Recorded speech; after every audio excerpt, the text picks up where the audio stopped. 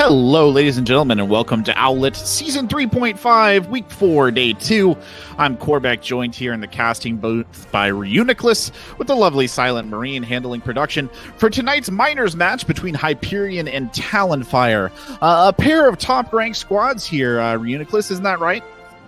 Yeah, that's right. With Hyperion ranked first and Talonfire ranked fourth, it would be huge for Talonfire to take this match, or even just to take a few maps off Hyperion and improve their map differential and solidify themselves as a top half team in the minors this season.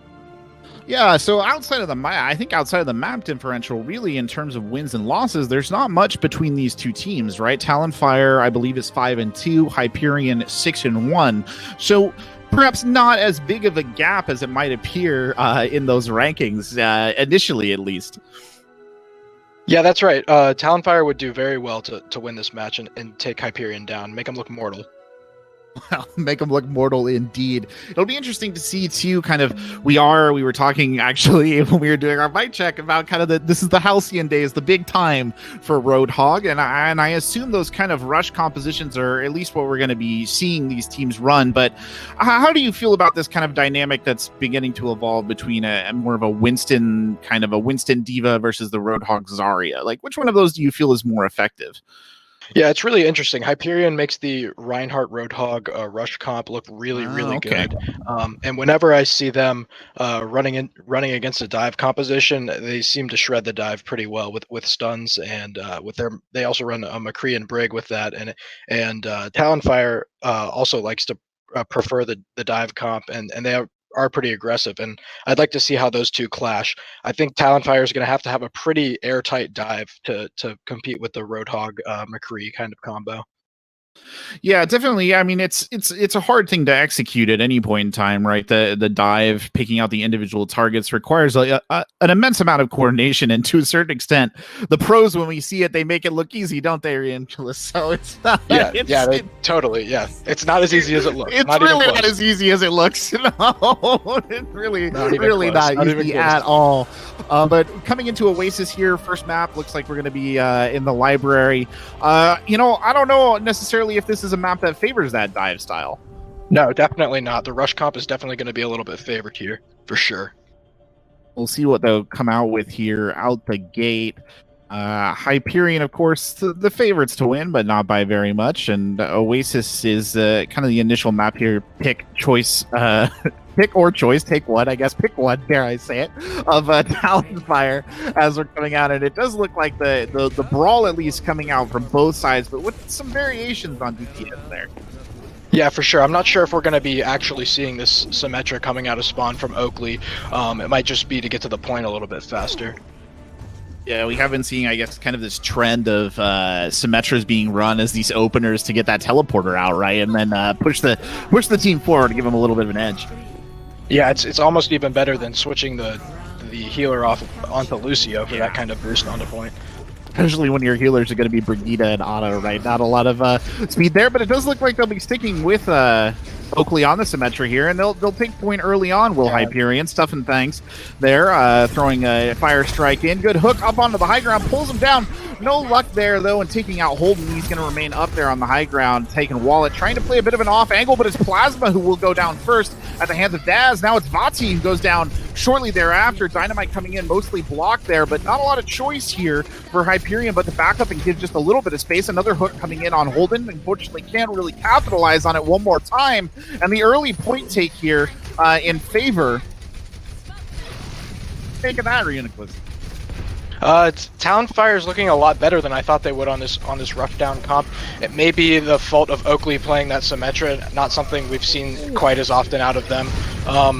But the DPS from Talonfire are looking pretty good right now.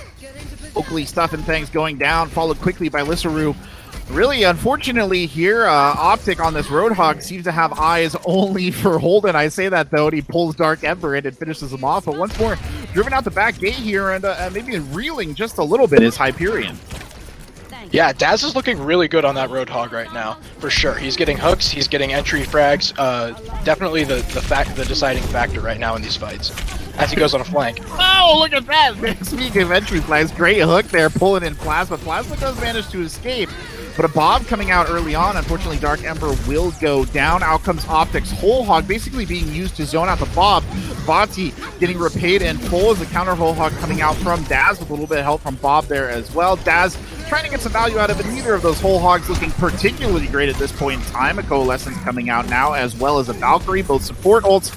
Just trying to keep things going. Plasma almost doesn't know what to do with the Kamehameha Beam there for a second. Hooked on the outside edge one more time. It's Lissaru who will get taken down as Daz continues to be the apex predator on that Roadhog, setting up these kills and really making their presence known, Reuniclus. Yeah, both teams investing a lot of ults into this fight. I don't think Hyperion's going to be happy with the amount of resources they pumped into that fight for the little they got out of it. They didn't even get any point control. It looks like actually they've just dropped Vati there off the McCree, giving up on that high noon to get a Reaper in instead. Oakley, though, approaching their ult. Here's another push comes forward. Shatter comes out. Decent Shatter. Good one indeed. And that'll be 3 kills there going the way of Hyperion on the back of that bit of play. Holden gets decked, almost immediately falls into the middle of the pit. Unfortunately, not a lot of options there for the Baby Diva. That could stack up to one nasty stagger. Yeah, stuff building up that that Earth Shatter and getting a nice shatter there was really what turned the tide there, and it's going to be turning the momentum here in favor of Hyperion. Daz getting a couple speculative shots in there with the gun. You see as well the swap to the Echo coming in from Dark Ember, who is putting in some damage as well. Dark Ember does have that ultimate in the bank, as does Oakley, so it'll be a battle of the clones here in a second. You can see the Echo moving into position already. It'll be the Ryan clone coming in. Big fire strike to start it off. Try and build up that shatter charge as quickly as possible, but it won't last. Dark Ember is knocked out almost immediately. Now Optic throwing in the Whole Hog here as well. Diva is cloned by Oakley. Oakley going in on the right-hand side. Daz caught out of position and burned down almost immediately, but Stuff and Thanks follows quickly thereafter. Oakley in the back line just harassing. Taken. Oh, Holden, though, getting the big pick on point. Optic and Vati both going down there to that Diva Bomb. Oakley, the 2 Echoes, mutually assured destruction in the skies above the point. Lissaru, though, are finishing off another pick, and it does look like, despite the best efforts of Talonfire, Hyperion will hold on here. Oh, it's a bit of a wasted ult there from Daz. Don't know how to make out of that. Yeah, it sure seemed like Hyperion had the upper hand here, but Talonfire keeps investing ults. It seemed like if they would have backed out a little bit earlier and called the fight a loss, they would have had the better of Hyperion in the ult economy moving into the next fight. Well, taking Wallet kind of dropping in there almost despondently. I think looking for a pick, couldn't quite find it, will drop back out. So all hands back on deck here. E-Girl 13 has come up on the nano boost. Meanwhile, Taken Wallet does have the Bob. So 2 opportunities there maybe to counteract what Vati's got going a little bit. Big hook to start it off. Gets Holden in, but won't finish him off. Now Daz, as the point man, gets that nano boost. It's a great opportunity to go to town. Vati trying to find something with the Reaper ultimate, will get nothing. Taken Wallet gets one as well. The kills going back and forth pretty quickly here as the Bob is deployed on point. Lissaru playing around the outside edge. Optic getting the hook there on Daz, trying to bring him in. The duel of the Roadhogs on that tiny passageway does not end in favor of Daz, and Angel Witch does get the res off, but at the cost of their life. Now it's Oakley getting a big bomb there on E-Girl, and the fight will continue. A ball coming back in. Now that's Holden trying to drop on top. Stuff and Thanks finishing off with a ball of his own. Oh, that's a bit of a brutal reversal there for Talonfire. Yeah, I think Hyperion really got their foothold in there on that last fight. All they needed was a good engagement with that Earth Shatter, and the switch to Reaper seemed to make a lot of sense for them. They did a great job of controlling the point there in that last fight, with Vati's Death Blossom kind of zoning the healers off the point while the tanks from Talonfire were on the point, and then they did a great job of just keeping themselves alive and stalling out the point to win. There's a 0 to 99 run back, I do believe, by Hyperion on that one, and I think the most disappointing thing for me, if I'm being honest, is it just seemed like the Whole Hogs were kind of not getting a lot of value. They're just sort of being thrown out. Yeah, it's Talonfire is definitely looking a little bit sloppy with their ultimate usage. coming in on the dive now. Daz has switched over to the Winston. Holden, they're picking up the D.Va. Daz immediately securing the high ground with a little bit of help from Dark Ember, just trying to seal some things off up on the high ground. They'll jump on stuff and things, but only briefly. Get a little bit of tech there from the Winston. Unfortunately, not enough to keep him alive, and Daz is burned down, and that secures high ground positioning here for Oakley on the Ash to do a little bit of an Annie Oakley impersonation up there on the high ground with that repeating rifle, looking for some good shots. Excellent dynamite coming in. Holden trying to put in some pressure, is hooked down onto the point, and will lose the mech almost immediately. Oakley there to finish the kill, which just goes to show you what you get for harassing. Oakley is taken down, but immediately rezzed, and a bit of a bitter initial engagement there for Talonfire. Yeah, this is that dive versus rush engagement kind of thing that I was talking about earlier. Talonfire insists on playing that dive sometimes, and Hyperion just knows how to counter it. But it looks like they're kind of swapping off that as Daz goes onto the Roadhog. This Winston has left the building. Daz here on the Roadhog again, so transitioning maybe more a little bit to the brawl style, less to that dive. It's a good hook there to initiate. Unfortunately, the counter hook on Daz puts him in a bit of a disadvantage position. Excellent bomb comes flying out. Oh no, he was slept, but he'll wake right back up. They'll have to burn down Oakley Bob there in the back line as Daz now tries to push forward. It's sort of a mess of a fight here on the flank. As you can see, taking Wallet there on the outside edge. Dark Ember also cloning an Ash here, hoping they can get a Bob out. It's not to be. Taken Wallet will get slept and killed, thereby stuffing things on the outside edge. Now the D.Va dropping in as Dark Ember gets a pick on Plasma in the back line. Taking Wallet is rezzed, and things starting to look up here for Talonfire as out comes Bob on the back edge. Whole Hog invested as well. Vati with a big Death Blossom there, though. Great Death Blossom by Vati there. Gets some picks, but Optic going down shortly thereafter. The fight really boiling around the central point. Still room for them to win as Dark Ember finishes off two with a little bit of assistance from a baby D.Va there in the form of Holden, who will get their mech back and does have Bomb. Now, that was a heck of a fight. A lot of ults invested there, a lot of exchanges going on, but Hyperion honestly got the better of it. They had control of the point for the whole time, and they're at 84%. One good fight could seal this for them. Indeed, 85% usually kind of that magical number that teams are aiming to get. Bomb having to go out early on. Holden lucky to escape with their lives. Oh, Plasma will get taken down by that kind of desperation bomb there on the back of a hook. Works out in the end, but they'll have to give up the ground here on the outside edge. You can see just lurking maybe Daz there on the outside left, looking for a hook. Gets Plasma again. Not a great day for Plasma. Brought back for the dead, immediately sent back to the afterlife. We'll have to go back to the spawn there, and now just playing really standoffish here. It looks like they're just waiting for Plasma to get back in. That's right. Plasma's really getting taken advantage of here. Oh no! Dark Ember in the back line getting some serious picks. Yeah, it looks like Talonfire is doing a really good job of taking advantage of the shaky positioning on Hyperion right now. Hyperion stalling out just a little bit here. They'll resurrect Stuff and Fangs, get him back in. Out comes the Bob to initiate. It's actually a well-placed Bob, but it's a good sleep there to take him out of the fight. Holden now getting hit by the Dynamite. That'll lose the D.Va the mech with a little bit of Whole Hog action as well. And unfortunately, Holden will fall straight into the sightlines of Bob. The Shatter coming out, not exactly that effective as the counter Bob comes out now on the outside edge. That'll get slept as well. Neither Bob's having a lot of luck here, but Daz has on an absolute tear there on the Roadhog, really making them fear the Hog on that outside edge. And Dark Ember here as well, just doing almost as much on that Echo, coming and getting another 2 kills as Daz comes in for the finishing blow.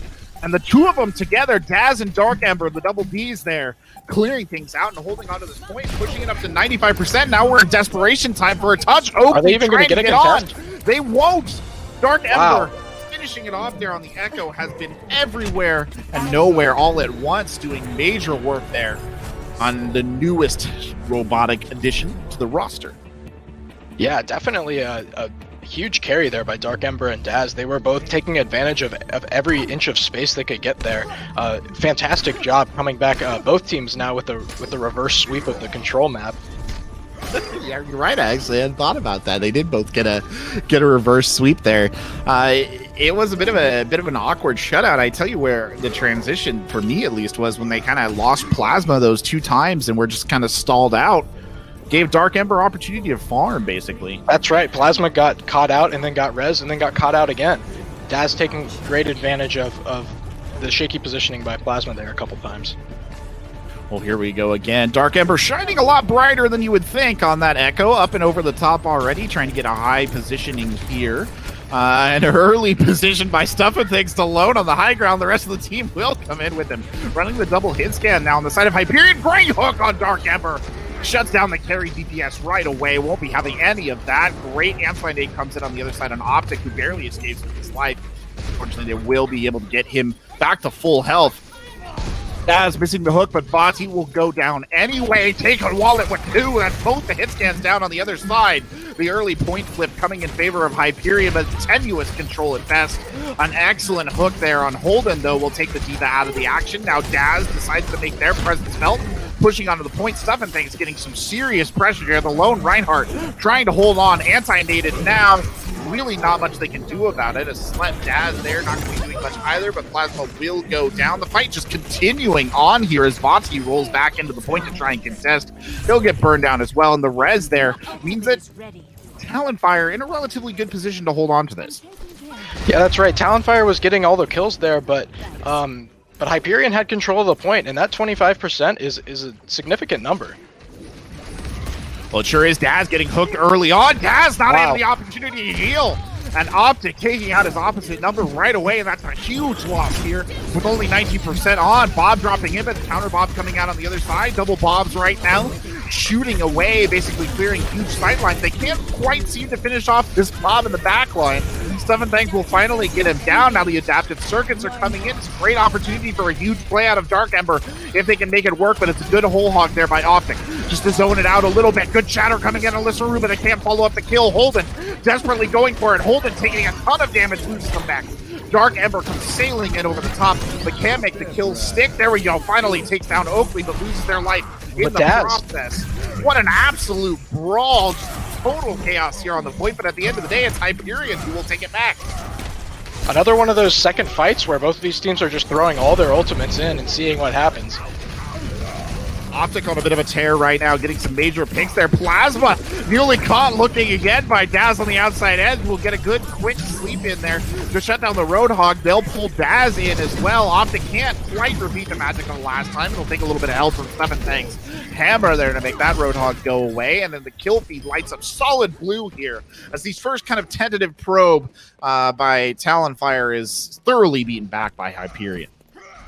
That's right. Daz is looking phenomenal on this Roadhog. I wasn't expecting Talonfire to look so good on the brawl comp, but things are looking pretty even here. It's an exciting match for sure. Hyperion here on the high ground now, waiting for their opponents to push in.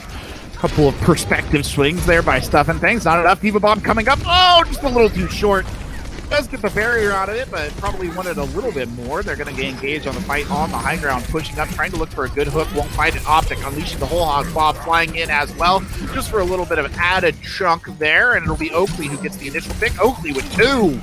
Oakley with 3. Oh, huge plays coming out from the Ash there, and once more completely suppressed his Talonfire, and I don't think they're going to be able to touch here. Oh, wait. Yeah, they really got... Taking Wallet. Oh, the Bob's coming in from the back. Sneaking with the bomb on the backside. How quickly can they melt the bomb as over the top comes the Hamster looking for some picks. Bob still surviving on the point, but they're going to need a lot more than just one friendly robot to turn this one around. Risky res of the day there denied. Angel Witch not able to get it off. It's just the ball. Holden trying to hold on. Living up to the name here. Daz does have the whole hog if he can get back in, and out comes the whole hog. It's a great anti-nade onto Daz, though. He'll survive this, but not getting a ton of value out of the ultimate. Lissaru comes up and just finishes the job there. Now it's Holden still holding on. High Nude coming out on the side. No value out of it whatsoever, but a little bit of a zone, I guess. And Dark Ember not able to contest on the top, and that will signal a Hyperion win on map 1. But Reuniclus not a blowout affair right there. No, not at all. The Talonfire is actually looking really good. They're looking really good in dive. They're looking really good on rush. Daz is blowing me out of the water with his Roadhog play for sure. They're really taking advantage of those angles, playing kind of that flank hog style almost. I feel like when we see these compositions, and we're getting to see a good Little Diva Bomb action there from Holden. I think when we see these kind of Roadhog compositions, we see there are two sort of styles of Roadhog, right? There's the Roadhog that plays more like a main tank, kind of plays the front line, tries to get their body in the way, and then there's the Roadhog that kind of sneaks around the outside edges and gets those cheeky kills, and it definitely seems like he's doing a good job of kind of doing both, if we're being honest. Yeah, I have noticed in some of his other plays, he plays a lot of Winston when they run dive, when Holden's on the ball, and he's very aggressive on the Winston, and you see those colors showing on the Roadhog too. He's getting these hooks, he's catching people out, he's taking advantage of every mistake that Hyperion makes and giving them a run for their money. Will be Talonfire's pick here for the next map, but I think if you could point out maybe what do you think went wrong with Talonfire there? Is there any kind of a weak link or a problem that you've been seeing repeatedly? I mean, they got run back on them, then they took it, and then they got kind of run back on again. And it was a rough last map there for them. It was very close, but it was still rough. Yeah, to put it into one distinct moment, they got pretty held up in the room there at the very end when a Bob was thrown in and a Roadhog ult was thrown in at them. I think what's happening is they're not doing a very good job of tracking the ults that are against them from Hyperion, and their ult usage is a little bit sloppy themselves. So I would say the ult economy is probably the one thing separating these two teams right now, because when it comes down to pure skill in the mid fights, they're looking pretty even. Yeah, I would agree with that. I mean, I think we saw Taken Wallet kind of matching Oakley, right? Dark Ember too, and Vati kind of about the same level. But I agree, it's just kind of early mistakes. I would say I feel like Holden is kind of getting caught out a lot on the Diva. Not to put anyone too much on blast, but I feel like we're seeing him almost demeched as much as he's in mech, if you know what I mean. Yeah, I see that too. Holden definitely looks a little bit better when he's playing that Wrecking Ball. Yeah, I would agree. So, the old hog and ball torture, as it was, once called. Yeah. Would love to. They said that on a professional broadcast, so we can say that here on Owlet. Right, of course. But it would be interesting maybe to see if they want to try that out. It looks like Dorado is going to be the pick from Talonfire here. Hyperion choosing to go on the defense. What do you make out of a Dorado choice? Do you think that indicates the dive? Yeah, I would assume that Talonfire is going to be trying to go for map picks that allow them to open up for that dive.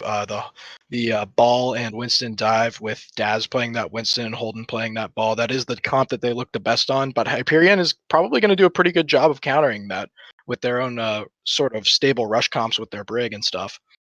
Yeah, it's interesting to see them kind of having so much success with the Brig. I mean, Brig has been, the subject of nerfs, and more nerfs, and kind of not really ever found a place.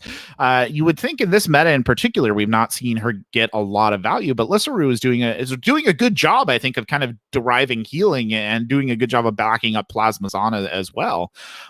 It'll be interesting to see. Do you think that Brigitte, I guess what I meant to say is, do you think that Brigitte pick is solely as a dive counter, or do you think that's just something they rely on?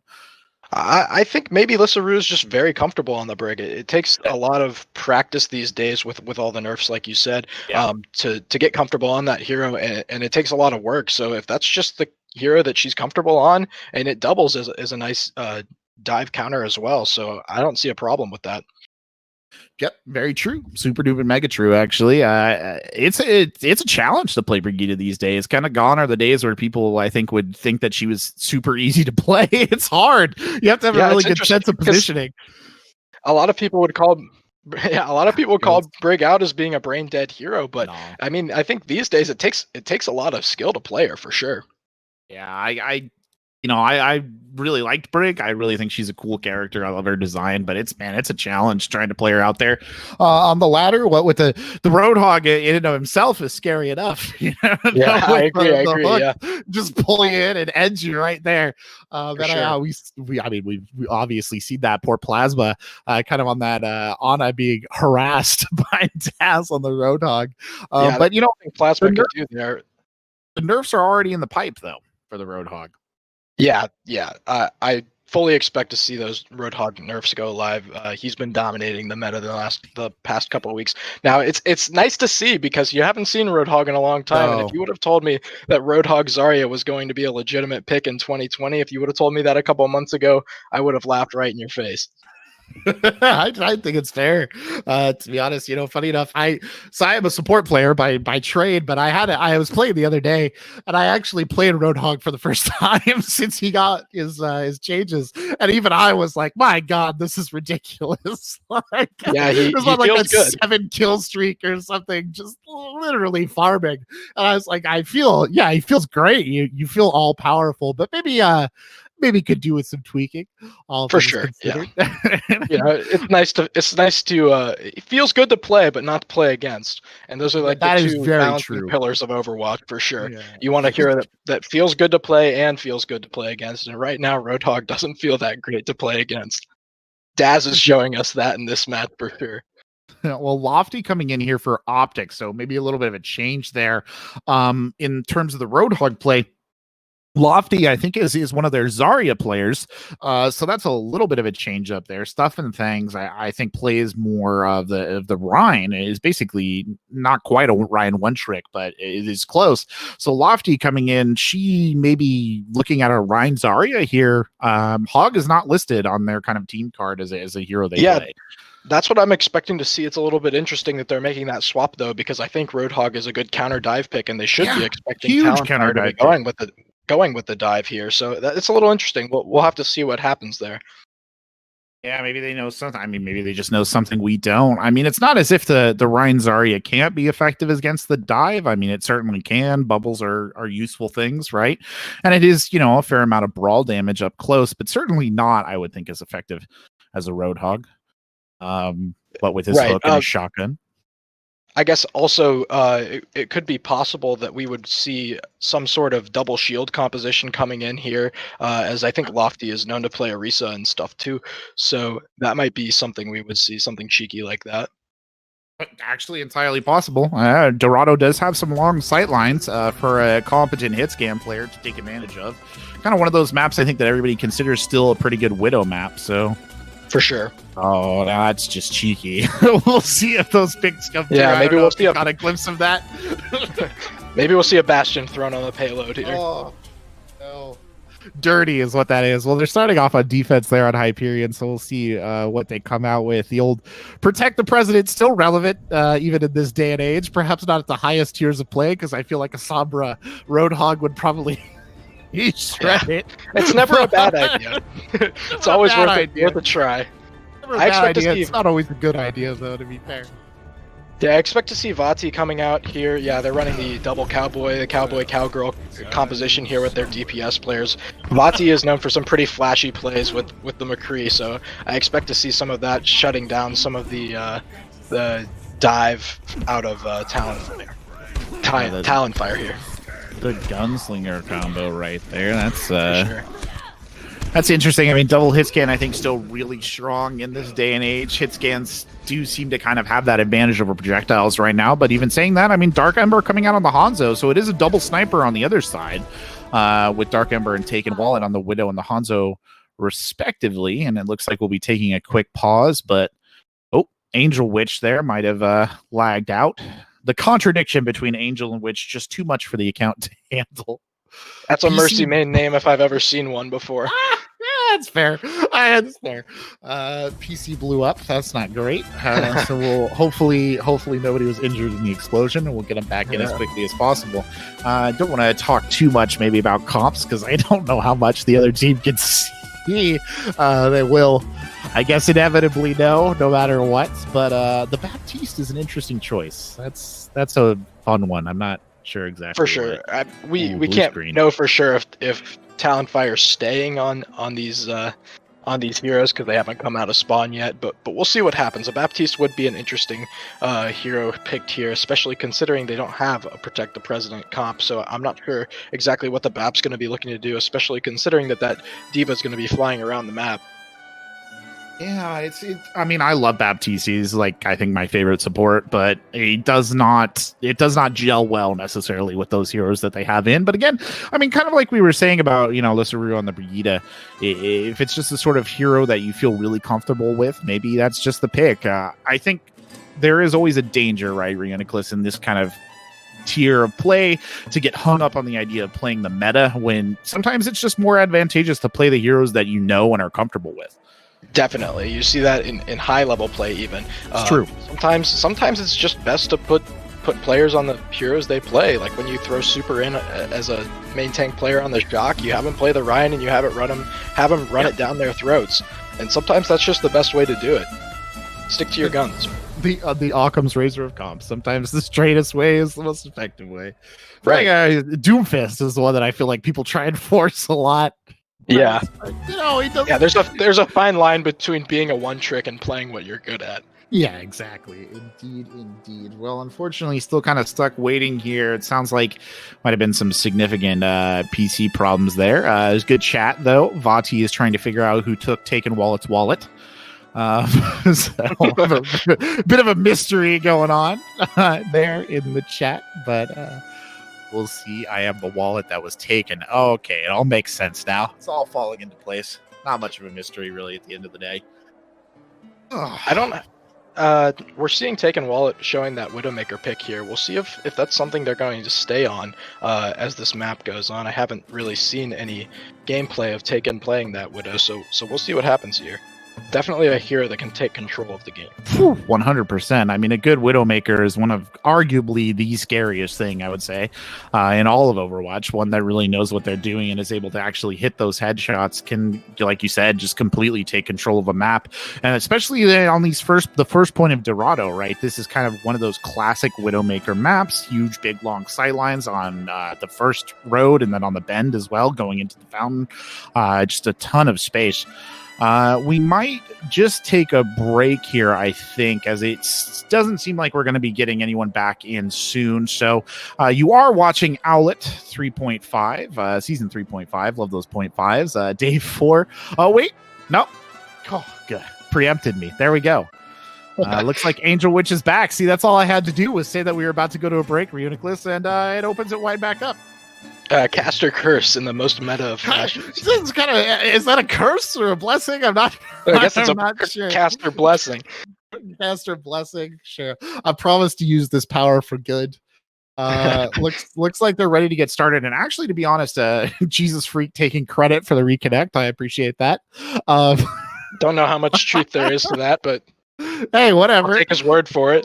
Yeah, maybe that was the blessing all along. But they are actually a little bit advantaged there in the sense that Angel Witch won't lose any ult charge here, which is always the biggest problem from the reconnect. And now I see the Baptiste is just to get this immortality field, I think, to set up a couple of shots for Taken Wallet there until they determine. Wallet's getting much here. No, he does not. Dark Ember going over to the Echo. E-Girl switching off to the Ana, and the cart will be able to roll as Taken Wallet. It's going to change position. Dark Ember, though, not wasting any time, trying to get up there on the flank and get some shots in. Taken Wallet, again, with those speculative ranging blasts, not really able to take anyone down. High ground defense looking relatively good here at the moment. The shots coming down the range. Vati trying to get some action and basically hunting Dark Ember at this point in time. Dark Ember with the pocket there, trying to make things happen as Angel Witch forced to divide attentions there a little bit between the dude DPS, and they will force the rotation, but a bit of a sluggish rotation here from Hyperion. Takes a while for Stuff and Thanks to get into position here underneath. Holden coming out on that ball this time, not on the Diva, getting into the back line already and causing a little bit of havoc before rolling right through. On the front line, Dark Ember over the top, just creating more havoc, trying to get some early picks, but it's Taken Wallet getting Stuff and Things early on, now using that Sigma barrier as just a portable shield to get a couple of shots in. Good dynamite, though, over the top from Oakley. Buys just a little bit of breathing room. He actually takes out Dark Ember, and then Holden will go down almost immediately. Taken Wallet has repositioned Dark Ember, res back in, but not really getting a ton of value. The sights are coming out. Bocce pushing up into Daz on the Sigma, trying to make something happen. He will take Daz out. Dark Ember drops in, not with enough time to save their teammate, and will actually go down as well, and a little bit of a disaster here for Talonfire. Yeah, I was going to say, it's up to Stuff and Things to kind of set the pace here for Hyperion, knowing where that Widow is and holding that shield. Was doing a good job at that as the match was starting to break, and then just one little slip up and got headshot. Luckily, he got bailed out by his team there, but it's going to be up to him to shut down these angles. Taken Wallet has officially given up on the Widowmaker here. We'll be coming back out on the Genji, but the fight really quite pedant, like just slow, pedestrian. That's the word I'm looking for. Dark Ember getting a couple of shots in, can't really make it stick. Dark Ember goes down. Oh no, Taken Wallet coming on the backside on the Genji, absolutely murderated there on the back edge.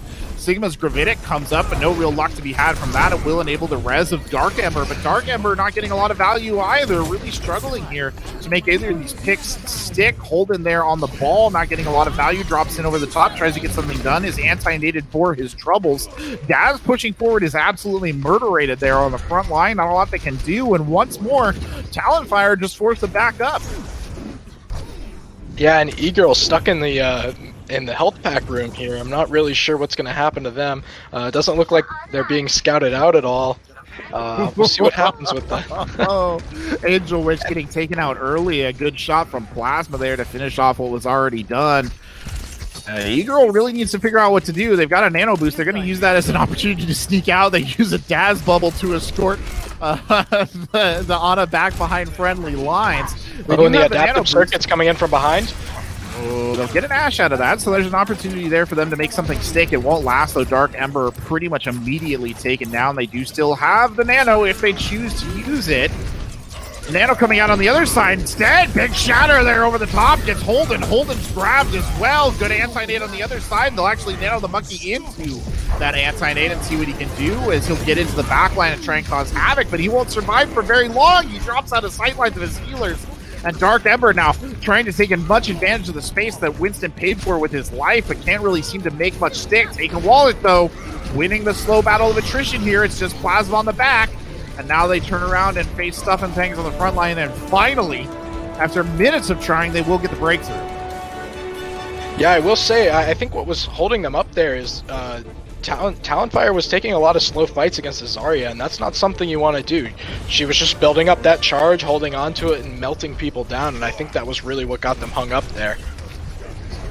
Getting huge value out of those poke phases. Taking Wallet now with the blade, and you'll see Daz up there on the high ground again, taking a ton of damage on the Winston. The healing there for him this time. Nobody really looking to push Cart right now, mostly just trying to keep the two dive tanks alive. That high ground looking like a difficult prospect here at the minute, and up comes Holden, throwing in some shots over the top. Can't get much. Daz again, peeks up, says hello, drops back down, and Holden loses the mech. So a little bit of an unfortunate start to things. Not much of a dive to be had. Stuff and Things with another good shatter coming in there. Hard and charging on the back of the shatter. Vonti res back in. Now Oakwood getting in on the act, or Oakwood, I should say, not the city. The sunglasses brand is Vonti there with Big Dead Eye. Will finish things off. Vati and Oakley doing a great job fending those dive heroes off that high ground. I saw Oakley every time that the Diva would come up to that high ground, would just boop her down with the coach gun, is doing a great job of maintaining that high ground control and opening it up for their tanks.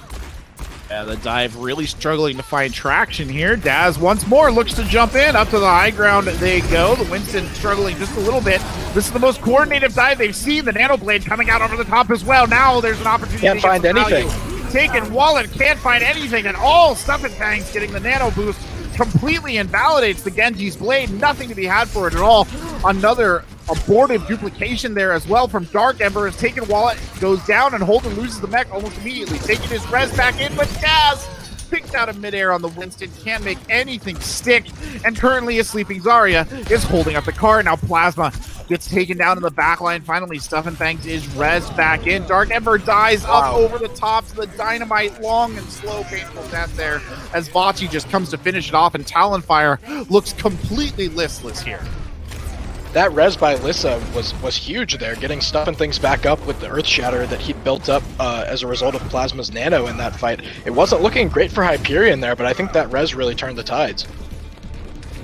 And the clock's running low.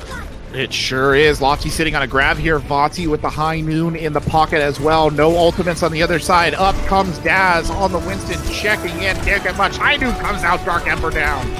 And that's a bad way to start this absolutely desperate fight here. Last chance, Corral. Oh, Diva Bomb over the top. Gets two. Now taking Wallet, getting in on the action. Stuff and Things, though, swinging into the grab. Trying to get some picks. A great res by Lissandra Rofty might not be enough, though, as Stuff and Things will go down. The cart starting to push forward, and they bought themselves a little bit of breathing room here at the end. Yeah, it looks like Talonfire might finally be getting a foothold on this second point. Whoa! Almost too late. Well, big picks coming in. That kill feed looking redder than the Republican National Convention for a second there, but Daz will get taken out. And now Oakley returning the favor. Now out comes the Bob trying to get on the recontest. Great sleep. Oh, unfortunately, wow. Holden, I don't think got a little bit of a C9. A little bit of a Charlie Niner there. The old Charlie Niner. Oh, yeah, it didn't look like that fight wasn't decided at all there. If they would have just stayed on the cart there, they would have had some time to fight it out for sure. Yeah, it looks like Holden, if I had to guess, Holden stepped just a little bit outside of the radius. Unfortunate, to say the least, and that'll reset everything. But I let's be honest, I think Reuniclus, they were lucky to get that far. Yeah, honestly, they got a little bit lucky with some ults, some big plays there. Taking Owlet was taking some very big flanks, being very aggressive on that Echo, but I think Vati was the star of the show that round, really holding it down for Hyperion. Yeah, Vati always seemed to be right in position where they needed to be to come in at the end and kind of secure those closing picks, and a couple of good Deadeyes too. I mean, kind of on that second to last fight, even though it didn't go the way of his team, right? It was Vati who opened it up by just taking Dark Ember out of the action entirely. For sure. Vati's definitely getting good value out of those Deadeyes, even if it is just zoning. Now, an interesting setup here. Dark Ember coming out on the Doomfist, so that's a bit of a change-up. Haven't seen that yet. Yep, this is that dive comp that we were definitely looking to see from Talonfire on this map. We'll see what they can make of it. As they begin to push forward here, Oakley coming up there for a second on the Widowmaker. Doesn't get anything out of it, but Dark Ember now trying to get around on the backside, pulls that fist out. Can't find a suitable target for the punching, though, so he'll kind of roll back into cover. There he goes. In and dead almost immediately. My good lord. Daz also asleep in the back line, and they'll lose him back up on the high ground, too, to round out kind of a carnival of mediocrity there from poor Talonfire. Yeah, it looks like we're finally getting the answer to that mystery we were thinking of. Lofty came in to play the Zarya on defense, but is playing the Roadhog on attack, which I don't think is something we've seen out of them before. No, I don't think it is. It's definitely the first we've seen in that regard, and they're just going to push this car forward. I mean, after that kind of disastrous initial fight, they didn't give it tons of space. In comes the push here, and ooh, they won't touch in time. That's tragic. That's really not great. Yeah, it's looking like Hyperion's going to have all the time in the world to take this second point, and that's all they need. Well, they need to try and stabilize here. They've got 5 minutes, and they have to hold the street space of Dorado. And looking a bit grim. Daz throws that Fire Strike down, and Lofty, so aggressive, gets Daz almost immediately, and it's just complete chaos on the side of Talonfire, and they try to turn it around, but they can't! They nano the Baby Diva, who can burn down almost immediately by an incredibly aggressive Lofty with the backing of the entire team. And despite the ults that were invested there, Reuniclus, it's a complete disaster. Yeah, Hyperion's running the show right now, and they still have the advantage when it comes to ults. Lofty coming up on that whole hog. They have a High Noon and a Bob ready to go for this, and that should be all they need. We'll see here the opportunity to re-engage. Dark Ember on the Genji on the backside. Out comes the Bob early on. Bob slept, but he's woken back up. I think we heard a counter Bob coming out as well. Not a luck to be had from that. Kills coming back and forth. High Noon from Vati gets E-Girl out of it. E-Girl Holden going down. Now Dark Ember following them. Vati once more, the McCree. Proving their worth again and again and again as Oakley just bullying Daz on the front line. But a big shatter from Daz. Solid shatter, can't really finish much off, but Owlet takes advantage of that opening, and Holden not able to touch.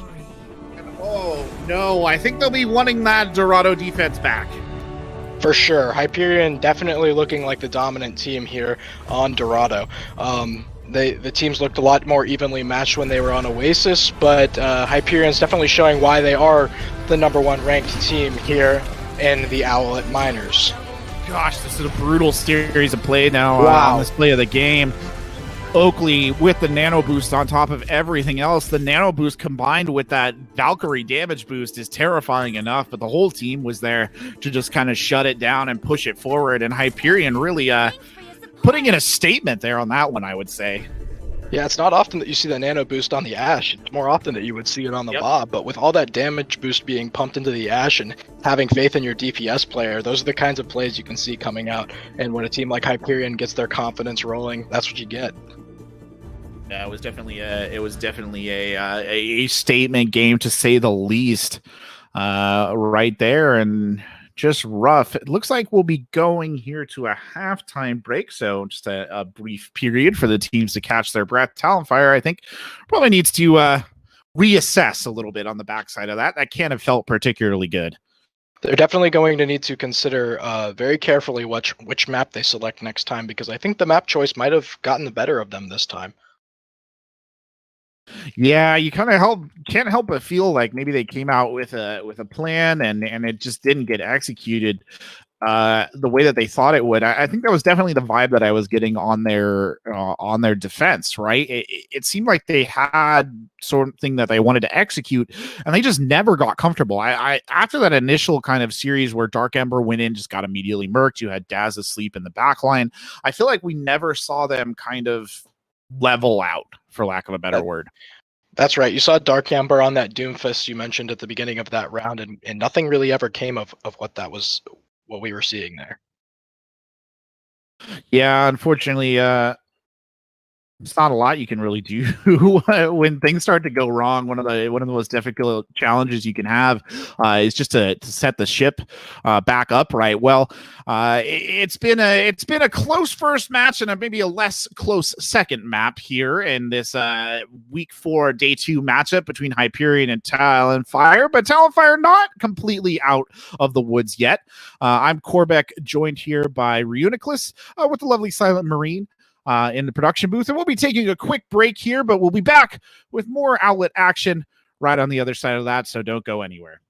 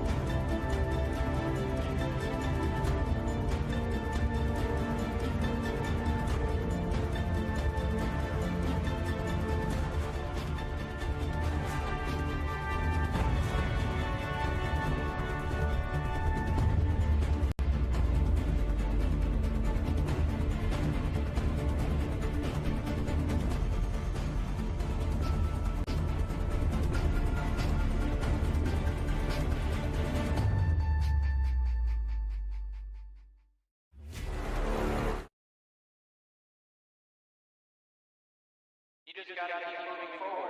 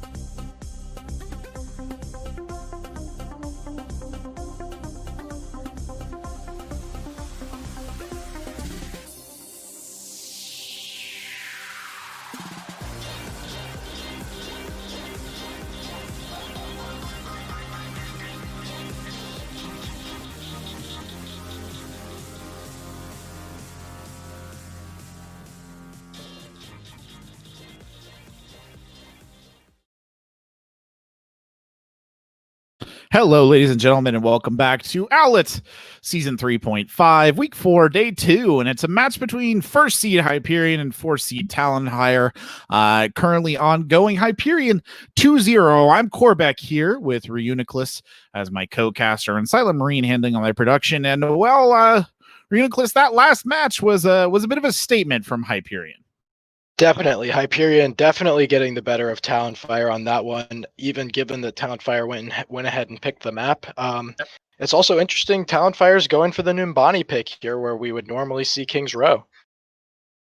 Yeah, Numbani, an interesting choice indeed. I mean, we've seen, I think, a lot of popularity of this map in pro play, but down here, definitely an interesting choice over King's Row. Yeah, I think it definitely reinforces the idea that Talonfire is going for maps where they can play that dive and maybe just throw Hyperion off their groove a little bit, because I don't think they could beat them in the mirror match with the brawl comps on King's Row, which is pretty much what you're required to run on that map. No, I think you're 100% right, and in that sense, it is a very wise choice to try and put Numbani in there. That being said, we've kind of struggled, they've kind of struggled, Talonfire, to actually execute the dive, and I think that we saw that perfectly illustrated kind of on Dorado, and then when they went off the dive, I mean, we saw that last push there on Dorado as well by Hyperion was just a stomp. Yeah, definitely. Talonfire looking better when they have an Echo in the lineup, but not much better. But the Doomfist definitely wasn't working out for them, and the Genji wasn't finding much value either. Maybe we'll see them find their holding here on Numbani a little bit better if that's a better map for them. Yeah, well, I think both teams are about ready to transition in here into Numbani, so we'll be jumping into the next map in the series shortly. It's definitely an interesting kind of setup too going into Numbani. You're right about the Echo. The only problem I think we've been seeing with the Echo is neither side's Echo has been having a ton of value in terms of their ultimate usage. We've been seeing a lot of clones, but we've not been seeing those clones getting the ults off. Definitely, I agree. Dark Ember is looking very, very solid on that Echo when he gets on a roll, but that Echo ult usage is not always getting a ton of value, usually even getting bursted down before they can get their second ult off. Yeah, it kind of feels that way, right? Like we've seen that kind of happen a number of times now where they've managed to get the ult and then they like dive into the middle of the enemy team and everybody just turns around and done, like melted. Yeah. Kind of like that Doomfist. It was just all said and done real quickly. And you know, if there's ever an opportunity, I think for Talonfire to yoink this one around, it's going to be here on Numbani, right? As you said, dive favored map. And we know they can match Hyperion. I mean, they definitely did it on the first map of the series. Right, and if they can't do it here, I don't think they can do it. They did it they looked really good on Oasis, and if this is their map, this will be their map. But otherwise, we'll know which of these teams is the better team for sure. Well, here we are in Numbani, and I feel like I've been seeing a lot of it lately after watching the Overwatch League playoffs as well. There's just been a lot of Numbani in my life lately, and it's a great map, right? One of the classics of Overwatch, and we'll be seeing here what they've got. Hyperion will be taking the initial defense, which just does kind of seem to be what they favor the most. Meanwhile, on that attack, of course, it will be Talonfire. And still, the robots have not been cleaned up in that airport. It's been, what, 3 years now? Gosh. Yeah, ever Terrible. since Doomfist came out. Ever since it came out, I think. Before actually. Doomfist, yeah, I think it was Harissa. I don't know, that janitorial strike down there in the body has been real hard entrenched because those poor robot bodies still scattered all over the airport lobby. Not great. Pretty sure. much a standard defensive setup, kind of what we saw on previous maps. The double kind of hit scan, the gunslinger meta there coming out, and on the other side, not a dive actually, not a dive at all. I was interested to see that Hyperion didn't sub back in Optic for the Roadhog here, but I guess they're going to be going with that Ryan Zarya comp instead. They seem to trust it, and already a lot of ult charge coming out there from Oakley. Almost initially must have hit pretty good dynamite there to make it stick. Oakley getting a couple of shots in. Already 30%. Oh, taking Wallet. That'll be a risky res.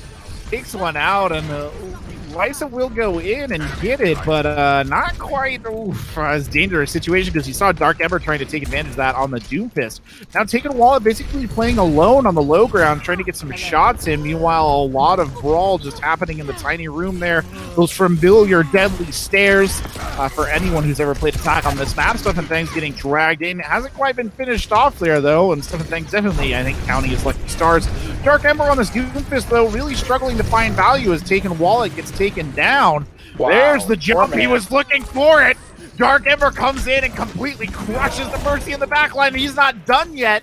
Oh no, he is done. He's got to go find a health pack, but still, always cool to see a little bit of Doomfist tech pop off there. Yeah, very interesting to see the Doomfist pick here too. The rest of the comp looking very brawly. The Doomfist is sort of the odd man out here. It's kind of interesting to see that. I guess Dark Ember is just trying to take the game into his own hands here, and it looked like for a few seconds we saw some of that shining through. Well, Holden now switching over to the ball. There comes the Doomfist up on the high ground again. Good punch, good entry. They try and follow it up with the ball almost immediately, but Holden gets slept in the backline by the Ana. The nano boost coming in now as Oakley and Vati combine to just shut things down on the front line. A very angry Reinhardt charging forward there as well. Oakley getting some picks. Vati, again, the two hit scans just absolutely popping here. And between the two gunslingers, they'll take out almost the entire roster for Talonfire. Probably would have kept going if they could have got more of them. You saw Plasma put out that nano boost onto stuffing things on the Reinhardt, but it wasn't even necessary considering how well those two DPS players were popping off there. Oh, that was crazy. They really went to town, and now both of them have their ults charged. Yeah, both teams about even on the ult economy. Of Doomfist now up in the air, looking to come back down. Drops in, really just harassing the Ana. He slept, but Holden's getting in on the action as well. Somehow still alive. Oh my lord, Plasma, the escape artist, absolutely Houdini's their way out of the hallway, but it's no good for Oakley, who will go down. That forces the res out of the Mercy early on. Plasma not able to escape the end anymore, will go down shortly thereafter. Holden coming in with the slam, not getting a lot of value out of it, but now Bob is unleashed on the point. That causes a bit of problems there. Indeed, Dark Ember will go down on the backside. Good dynamite over to the top. Vati in trouble now, but Oakley returning the favor on Angel Witch. The kills going back fast and furious here, but Hyperion, I think, will emerge on top. Taking Wallet, the last one standing, will coach gun their way out. Yeah, Plasma really showing us why Hyperion can go up against this dive. Every single time Plasma gets dove by those tanks or that Doomfist, there's always a sleep hitting its target. Yep. Yeah, Plasma did a miraculous job of getting out of there. Out comes Grab to basically just get Stuffing Things out of the action. That'll open the Coalescence here and basically starts the charge forward. High Noon coming out on the other side, but Vati can't get it off before Holden destroys him. Push going forward. Angel Witch there, though, kind of got cut off on the front line all alone. Daz trying to get some picks in as well. Lizaru going for an absolutely crazy resurrection there on the front side, and Daz and Taken Wallet combining there to shut down pretty much anyone who was trying to still hold on to that point, and kind of by the skin of their teeth, they'll take that one. Yeah, Stuffing Things got looked to get a little bit overwhelmed there, and that grab led to a missed shatter, and probably the reason that they ended up losing that point. Hyperion's still looking pretty good, though, here in terms of time bank. It's going to be tough for Talonfire to push the cart the rest of the way through this map with the amount of time they have left on the board. Indeed, well, Street Phase can sometimes turn into a rout, but it doesn't look like that's the case here. Stuff and Thanks pushing forward already, taking Wallet there under a lot of pressure, and Dynamited and getting hit by a hammer. Bob coming out now as well, just going straight to the squishies in the back line. That's going to force them into cover. Daz and Holden completely separated and burned down. Dark Ember trying to escape as best they can. Will get back to the healers there and try and reestablish, but they cannot before Loft finds them. And asleep on the Angel Witch, and just clears the deck. Stuff and Things definitely looking for some redemption from the fight that happened earlier. He went ahead and took control here to make up for it. Definitely a great example of a Reinhardt controlling space right there. I will say that. Now just holding up on this corner, waiting for things to happen. Stuff and Things pushes forward just a little bit. Holden over the top, comes in with the slam, slept almost immediately. They'll throw the bubble there as well. Huge grab. On the card, and they'll just come in and slam away at it. And there's really nothing for it here. Holden is trapped there in the fashion store. He can't get out either.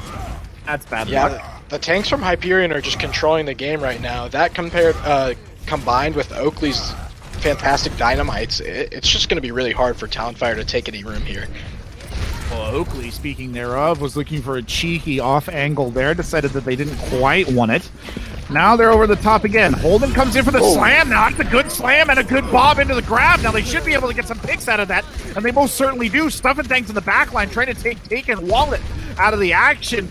Maybe get a little bit of vengeance for the rest of the team. Can't quite find it. The sound barrier coming out there. Oh, no. Lissaru's just going to look to die on the point here. That Zarya grab and Ball Mines combo is very, very deadly here. Unfortunately, though, they did throw that grab at the end. Or not grab, the sound barrier at the end, Reuniclus from Angel Witch. Oh, I didn't even notice that. Unfortunate, yeah. Luckily, they do still have one support ult online with E-Girl's Coalescence, which could be a deciding factor here. Indeed, now probably want to use that as quickly as possible. It's usually kind of the opener in these scenarios. They wait just a little bit here to get it off. Vati coming out with the high noon, but it doesn't work. Holden gets in on the action. Dark Ember getting in as well. Dragon point blank will catch Lissaru looking. And though they've lost the ball, they can still make this one work. Daz there trying to dance around the point. Dark Ember has to get more value. He is getting more value. Dark Ember on the Hanzo on an absolute tear. It's just a Bob holding the point, and they'll push it through again by the slenderest of margins. Holden did a great job there of shutting down the Deadeye as Ball. That was probably what led to this again, by the skin of their teeth, Talonfire capping the point and moving on. Talonfire not done yet at all, and Dark Ember, the person trying to make it clear that they're not, but it's Taken Wallet now getting on the action with some dynamite action in the back. Unfortunately, Vati is there to shut it down. Switching over to the Soldier now. Maybe for the speed, maybe for the damage. Not really clear, but they're going to continue to push forward. Angel Witch getting a couple of shots in. Dark Ember there on the front line, pumping in the damage. Can't quite make things stick. Holden comes over the top. Not a lot of value out of the slam. Pulls into the back line, gets slept and destroyed. Another great sleep by Plasma. Angel Witch pushing forward now. Angel Witch frontlining there on the Lucio pays the toll that many a frontlining Lucio would. Stuff and Things now getting a little bit of that redemption arc. Gets 3 on the backside of that with the hammer, and it's a rough start. Rough start to this last phase.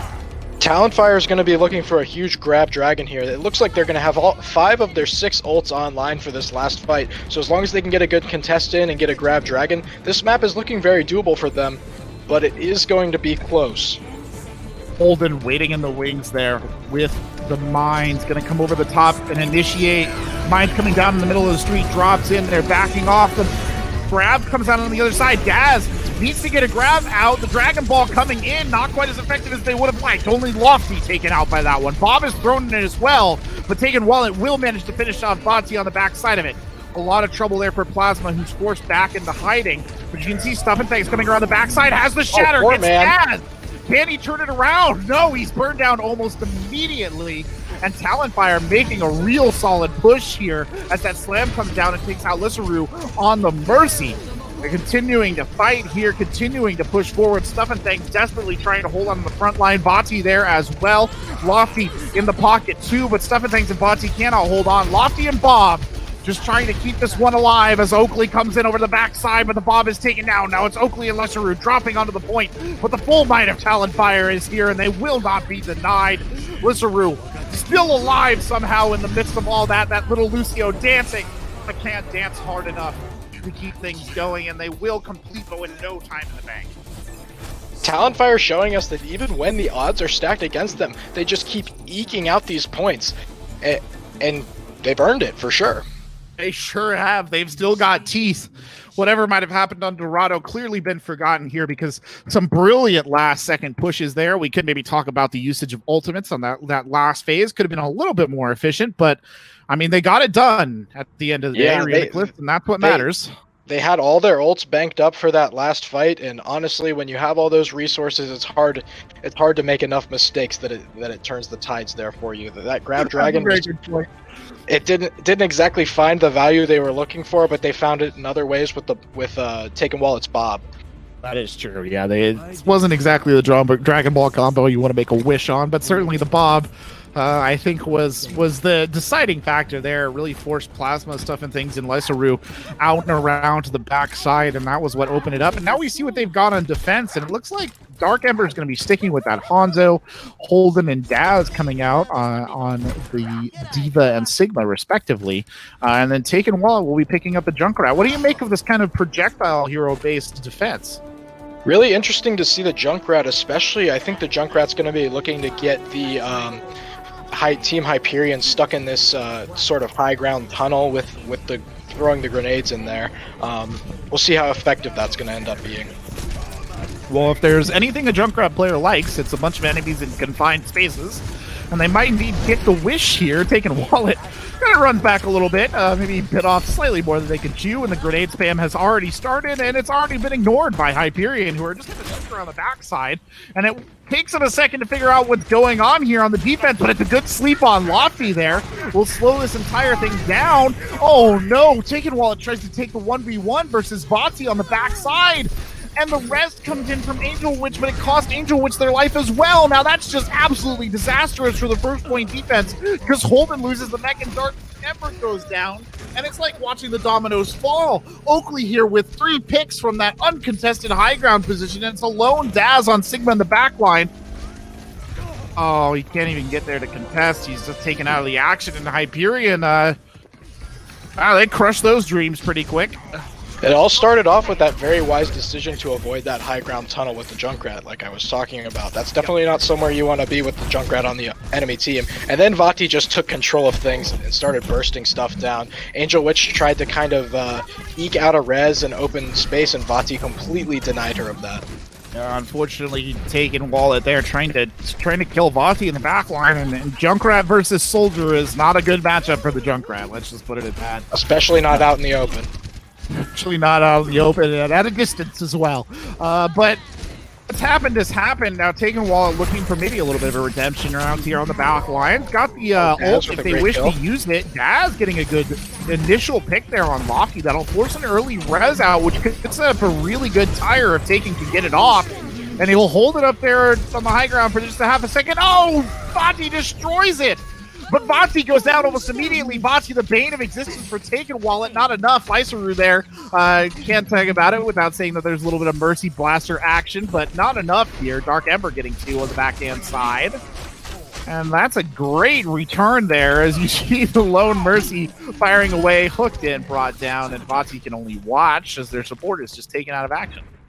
I thought we were going to see Vati take complete control again, but Daz showing his greatness on the hog again, taking control, taking the game back for Talonfire, giving them a little bit of stabilization here in Streets phase. But Hyperion's going to be coming in with a lot of ults looking to engage. Oh, Daz gets early hooked. Lofty returns the favor. And despite an anti-nade on the Roadhog, there's nothing they can do as the Shatter comes around the other side. The Dragon's chucked straight down the middle of the street. But they'll just move right past it. Stuff and Sands just charges into the mouth of danger there and goes right through the Dragons and straight into Holden's face. And there's nothing they can do. It's another one of these situations where once the roll just gets going, one of the DPS takes over. In this case, it's Oakley, who just clears the street. It just happens over and over again, and we've seen it throughout this match on all the different maps, Vati and Oakley can pop off at any second and just completely take control of the game. Now Daz up on the high ground, E-roll going down early. That's not a good pick at all. Daz trying to get a hook off, won't get it. He's hooked out again by Lofty. Daz maybe getting a little bit desperate here, trying to play this aggressive positioning on the hog, and it's just getting absolutely punished for it. Now there's nothing they can do on the side of Talonfire but just back up and give them space. Taken Wallet can't even find a good place to set up. Nanovisor coming out right here. Vati trying to get some value out of it. Gets the hog again. Daz won't survive. Angel would burn down as well. With 4 minutes on the clock, a nanoed Zarya tries to come in, but the whole hog will push the Zarya back. They'll get Lofty here, but is it enough for them to turn it around? The Dragon's being forced down now. Plasma caught in the middle of it. Viceroy going in for the res, will find it on Stuff and Things, so the fight will continue. Angel Witch on the point, just trying to contest as Lucio. Daz now taking over that frontline position, using their whole hog to clear a little bit of space and maybe shut down the Bob, but they can't survive for long enough. Daz will get burned down. There's a Bob in the backline. Bob! The friendly robot butler, not so friendly, gets 4! It's a huge Bob 5! Bob! Bobberton. Bob OP, Robert. as always. My lord, that'll be a Bob play of the game for sure. Good lord in heaven almighty. As we head into overtime, Talonfire is going to be very glad that they managed to push it the last couple inches on their attack, but they're going to have to put together a very strong defense in order to hold off Hyperion here. The game's on the line. Just considering how that first point went the last time, Talonfire probably a little bit nervous, all things considered. I certainly would be. 3 minutes and 37 seconds as a first point hold on Nibani. I wouldn't say that's impossible. No, definitely not. Stranger things have happened. Stranger things have happened for sure. We'll see if they end up going with the Junkrat again, and it's the Bastion, which is a very cheeky way to get these long holds for sure. That's boom or bust. Yeah, that really is boom or bust. That's a very risky strategy in this day and age. I mean, with the Baptiste too. Yeah, it's kind of the choice you have to make, I think. The things that I would be most worried about are A, the hog, right? Just being able to hook the Bastion out of position if they can get in the right spot. But then Oakley on this Ashe has been kind of a force of nature. And Dynamites, there's the thing. That's the thing that can make a Bastion's life real difficult. Yeah, I think Talonfire's double shield here, though, is going to do a pretty good job of fending off the double hit scan out of Hyperion. Now I'm a little confused because Dark Ember is on a Bastion. Oh, jeez. I just got my attackers and my defenders mixed up. Please forgive me, ladies and gentlemen. I was like, what? They're both running Bastions. No, that would be absolutely crazy.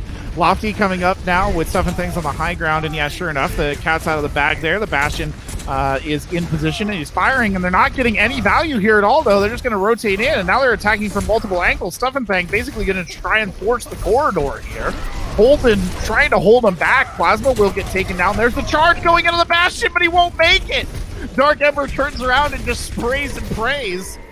Quite literally in that case. Stuff and Things will get burned down, and we see Vati showing him his heels there as he runs back. As Lofty and Oakley on the low ground getting taken out as well.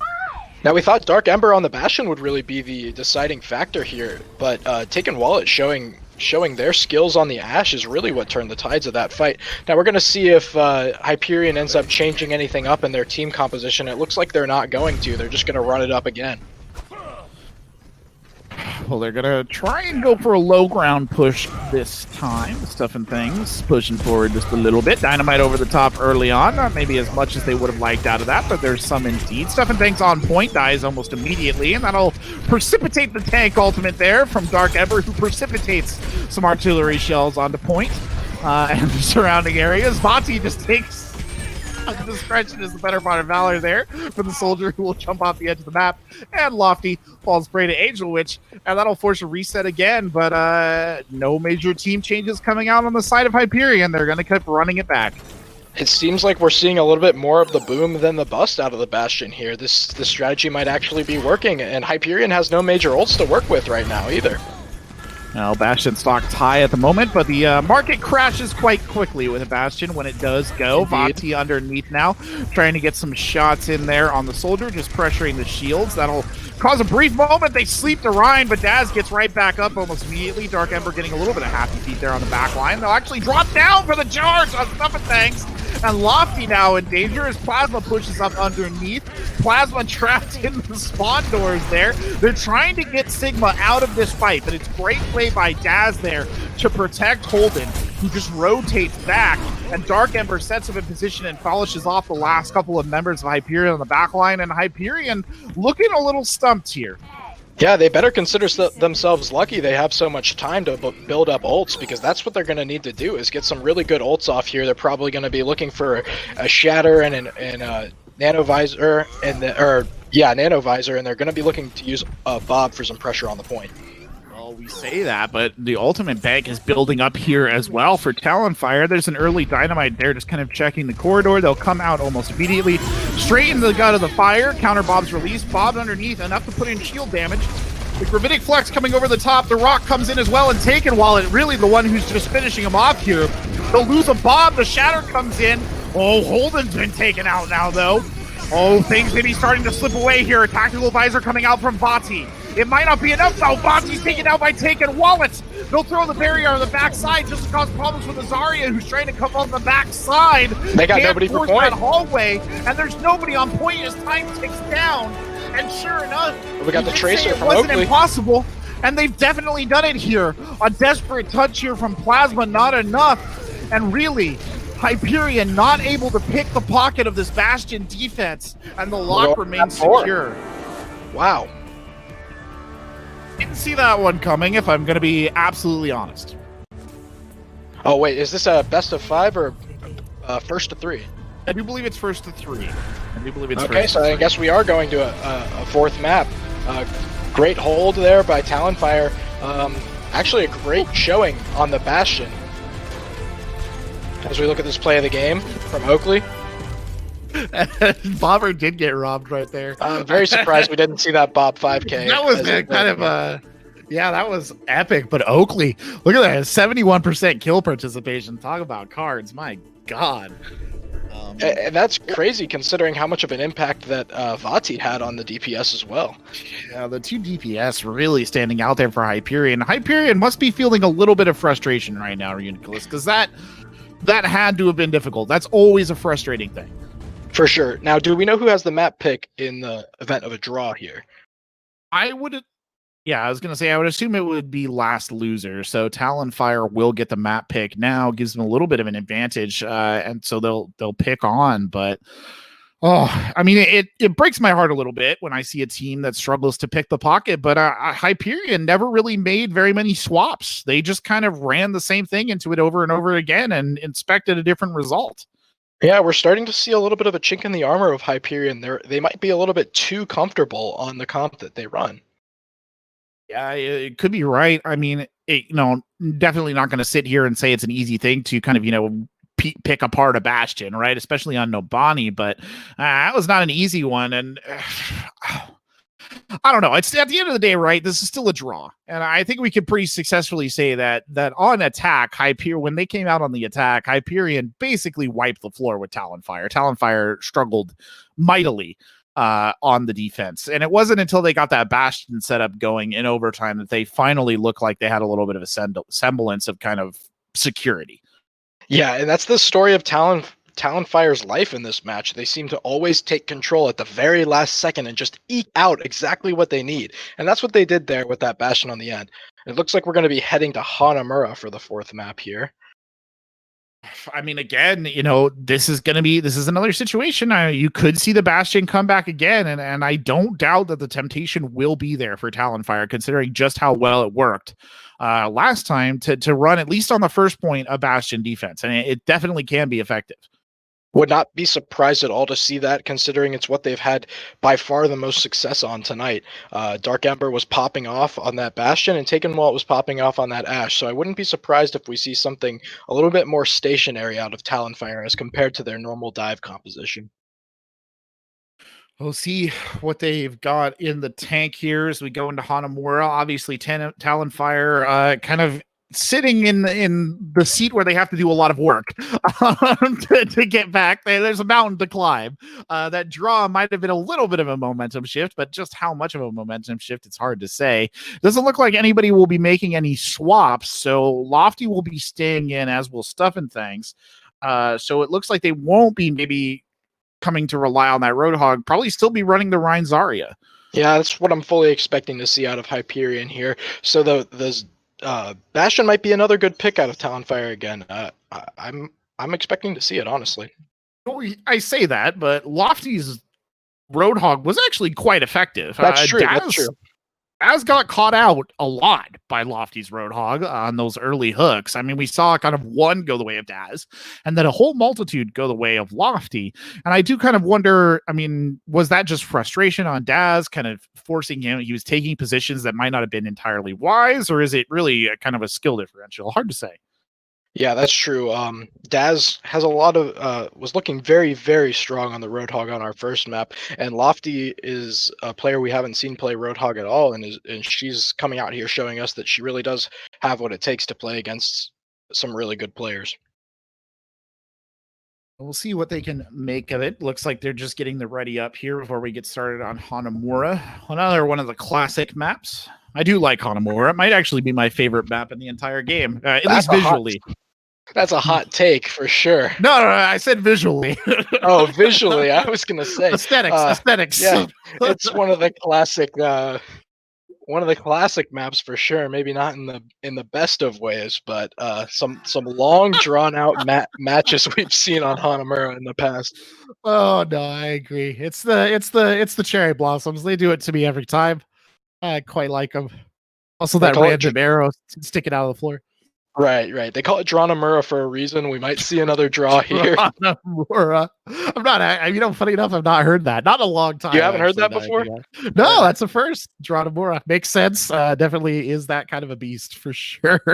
It is an interesting time, though, for us to talk about the changes that have been made to 2CP maps in the recently in the past month or so, where both teams, the team that finishes the map in the least amount of time, their time is reduced down to 2 minutes if they were above 2 minutes, and then the other team's amount of time in the time bank is reduced by the same amount, so that these games don't go 6-5 like they used to. Oh God, yeah, no, I think it's a valid change, and probably a necessary one too. I mean, I feel like anybody who's played Overwatch for any significant amount of time has been involved in one of those kind of epic struggles on Hanamura, where it just goes on ad nauseum, or any 2CP really map. But I feel like Hanamura, as you said, is prone to it maybe more than others.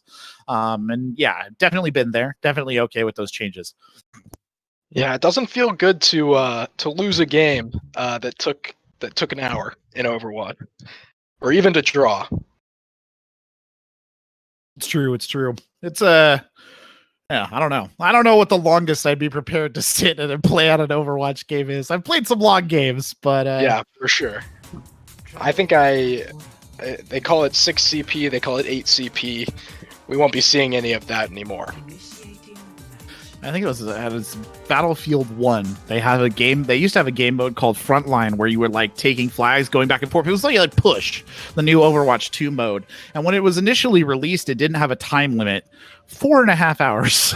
I spent in one lobby. 4.5 hours. It felt like a real battle by the end of the time. That reminds me of Total Mayhem matches in Overwatch. Where you spend an hour on the payload contesting at the end of the match, just because Moira can't die in that mode. She cannot. It's very true. It's very true indeed. Oh. It's a beast. It's a beast. It's good fun, though, isn't it, at the end of the day? For sure. Taking a look at the setups that we have here. So, again, Hyperion will be choosing the defense. They've been pretty comfortable starting on that the entire time. Oakley coming out on the Ashe, I don't think surprises anyone, Reuniclus. But Vati on the May, that makes sense, right? Yeah, for sure, Corbec. The May is a great choice here. The wall fits perfectly in the choke point, but it's interesting. We're seeing Taken Wallet on the Symmetra here. They're going to probably try to teleport to the point, which may see May's wall getting a little bit less use than would be expected. Ooh, well, that was good early dynamite by Oakley there. It's got a couple in it, and a little bit of a split here on the teleporter. I think the Symmetra might have gone left when they wanted to go right, but they'll come around the front side anyway. The teleporter will not get set up, though. A little bit of a disruptive shot. Now that is an interesting teleporter choice, just going way up to the high ground here. Unfortunately, they will lose Holden's mech early on, which kind of takes some of the wind out of their sails, but they'll go for the full rotate no matter what. Stuff and Thanks pushing up to get on Daz on the attack. Daz once more lit up by the dynamite, but he's got the healing to back it up, and Stuff and Things will go down early. Symmetra with the beam cooks the Reinhardt there, and they'll start to push forward just a little bit. I think they're waiting for their D.Va to come back in before they really get set. And sure enough, once Holden is in, Holden loses the mech almost immediately, though, so all the waiting may have been for nothing. Daz pushing forward here, though, clearing space, and they're about to get a tick. Yes, they do indeed get one tick. Lofty tries to push back on, immediately thinks better of the decision taken. Wow! What? 4K! Symmetra with 4 with 5! Symmetra! Oh my lord, taking a wallet. What? Symmetra, once that beam gets ramped up to the highest amount, it's some of the best DPS in the whole game. It's crazy how much a Symmetra can get on a roll. And now you see Talonfire with 3 ults in the bank, almost 5. Lord, I don't think I've seen a Symmetra 5K in like a year. That was crazy. Taking a wallet there. The photon beam photoning away here. A little bit of a stall out in the door as they're just waiting for that bomb to build back up. They're going to have Blade here as well. There's the teleport. Now, anytime they want to use the barrier, sure enough, they really well. Well placed indeed, giving them a little bit of protection on the backside. Taking wallet will get taken out early, though. Hammer down coming in, not getting a lot out of that. Now the Blade coming in, and you almost feel like maybe they should have held it, but even as I say that, Dark Ember gets one. It's a good Blizzard there to just zone out the point. Now Dark Ember, kind of the last one left alive. E-Girl floating around. The two of them kind of just non-existent entities at the moment. Not a lot they can really do. Yeah, it is extremely, extremely hard to take the second point on these 2 CP maps. Even when you invest a lot of ult, as Talonfire did, it can often feel like no headway is being made at all. It looks like they're not going to be switching off the Symmetra, though. Some points. No headway was made there, and I think they invested 3 or 4 ults into that. Definitely, yeah, 3, I think it was. Push forward here. Daz trying to get a little bit of space on this top corridor. Not a ton of spam damage for them to worry about, so they can make this corridor more of a home than usual. They're coming around on multiple sides here to grab. Mostly catches out the Reinhardt. The Reinhardt able to survive, though. The healing was there. Symmetra trying to get into cooking distance with the beam as you see Holden on point just trying to draw things out. Eagle down early on. They'll return the favor, but of course with no mercy, no res, as Vatsy finishes off the D.Va on point. And that, I think, will signal the end here. Daz can't really do anything but fall back. So yet another kind of abortive attack there on the point, and they'll go back and just reset. Yeah, it seems like Talonfire has some very niche strategies for how to work the Symmetra on this map. But none of that... Oh, and it looks like they're going to be trying something again with the teleporter around the outside. Okay, well, I mean, kind of a classic setup with the Symmetra here. You come around the outside edge and maybe just cause a little bit of things, or chaos, as it were. But Oakley, unfortunately, still controls the high ground there. The bomb coming up now, that's a well-placed D.Va bomb, but they won't get any value out of it. The Maywall doing great work there as Plasma and Vatsy combine for some kills. The Coalescence is coming out, just trying to keep things alive. It's good res there to get Dark Ember back in the action. Whoa, Dark Ember Blizzard does have the Blade. Oh, the Blizzard got eaten. Spectacular. That might have opened this up. Holden loses the mech, though. Dark Ember coming out with the Blade, trying to turn it around. It's a lone Genji jumping into the backline. He's got 2. Dark Ember still alive. The rest of the team trying to pour forward to support the Genji. Just keep the fight going. Vatsy alone on the point. Lysaru dropping in, trying to keep the Mei in it. Vatsy still holding on. The Mei still fighting it out. Oakley in the back corner gets the bomb off, but bomb's off. Oh no, he drops to the edge. Now Plasma comes in with the Immortality Field to hold, and it looks like they might have cracked this one wide open. Out comes the charge there on the backside. Stuff and Things trying to get in. Great shatter coming out from the Rhine. Not enough there, though. Oh, even as I say that, Vatsy, Oakley, Lysaru getting some picks. Vatsy getting some picks as well. And on the back of Stuff and Things shatter, they might just have managed to stabilize when things looked absolutely terrible. Hero plays from the Reinhardt. Wow, a lot of crazy plays, big, huge plays from a couple players there. Holden eating that Blizzard was huge. Right after Vatsy blocked the EMP from Holden right before that, and then Stuff and Things coming out with a big shatter to fend off Talonfire from getting that second tick. Talonfire had to be absolutely chomping on the bit on the back of that one. That was so close. to being victory. And it's Dark Ember going down early. Daz kind of sectioned off here. Holden drops in, and Holden, I think, is going to lose the back early again. Still not able to get past that as another Blizzard comes out from Vati this time to just zone out part of the point. Lysaru is down here, but Daz getting taken out early. Taking Wallet with the high ground positioning, though, really trying to make it stick. Is on the mid now, but Holden, Vati on that May has just been absolutely deadly. Now, Talonfire didn't make any progress on the point during that fight, but they did make a little bit of progress in the ult economy. Hyperion only with the grab for next fight. It's going to be looking like Talonfire is going to have a Genji Blade, a Bob, a Shatter, and a Coalescence going to this next fight. Well, Dark Ember has been charging blades like he's a factory at this point in time, and he's going to try and get one here as well. There's the dash up. He'll come back in on the backside. He has to get past Vati, though, and he gets Vati first. Perfect. The grab comes in and gets no one. Dark Ember gets two. And they might have cracked it open again, but can they make it stick? Or will it be another opportunity for the hero plays and it's not? The point is zoned out with 37 seconds on. They'll take it. And the happy spastic motions there of the Reinhardt on the point knows that he's secured victory for his team, but a great play by Dark Ember there, going for his counter first, really. Yeah, and having time in the bank when you capture the second point on a 2CP map is very important, considering that means that if Hyperion ends up capturing both points with no time left in the bank, it's going to be Talonfire's game to lose. That is a very good point indeed, and we'll see here what the attack will look like. Definitely a revitalized Talonfire, let's put it at that. Some absolutely spectacular plays there. Definitely not down and out, showing that they still have a lot of bite left. Yeah, they definitely know what they're doing on this map. And with Angel Witch going on the Baptiste, I'm wondering if we're going to be seeing that Bastion again. I know it's going to be the Junkrat, actually, from Dark Ember instead.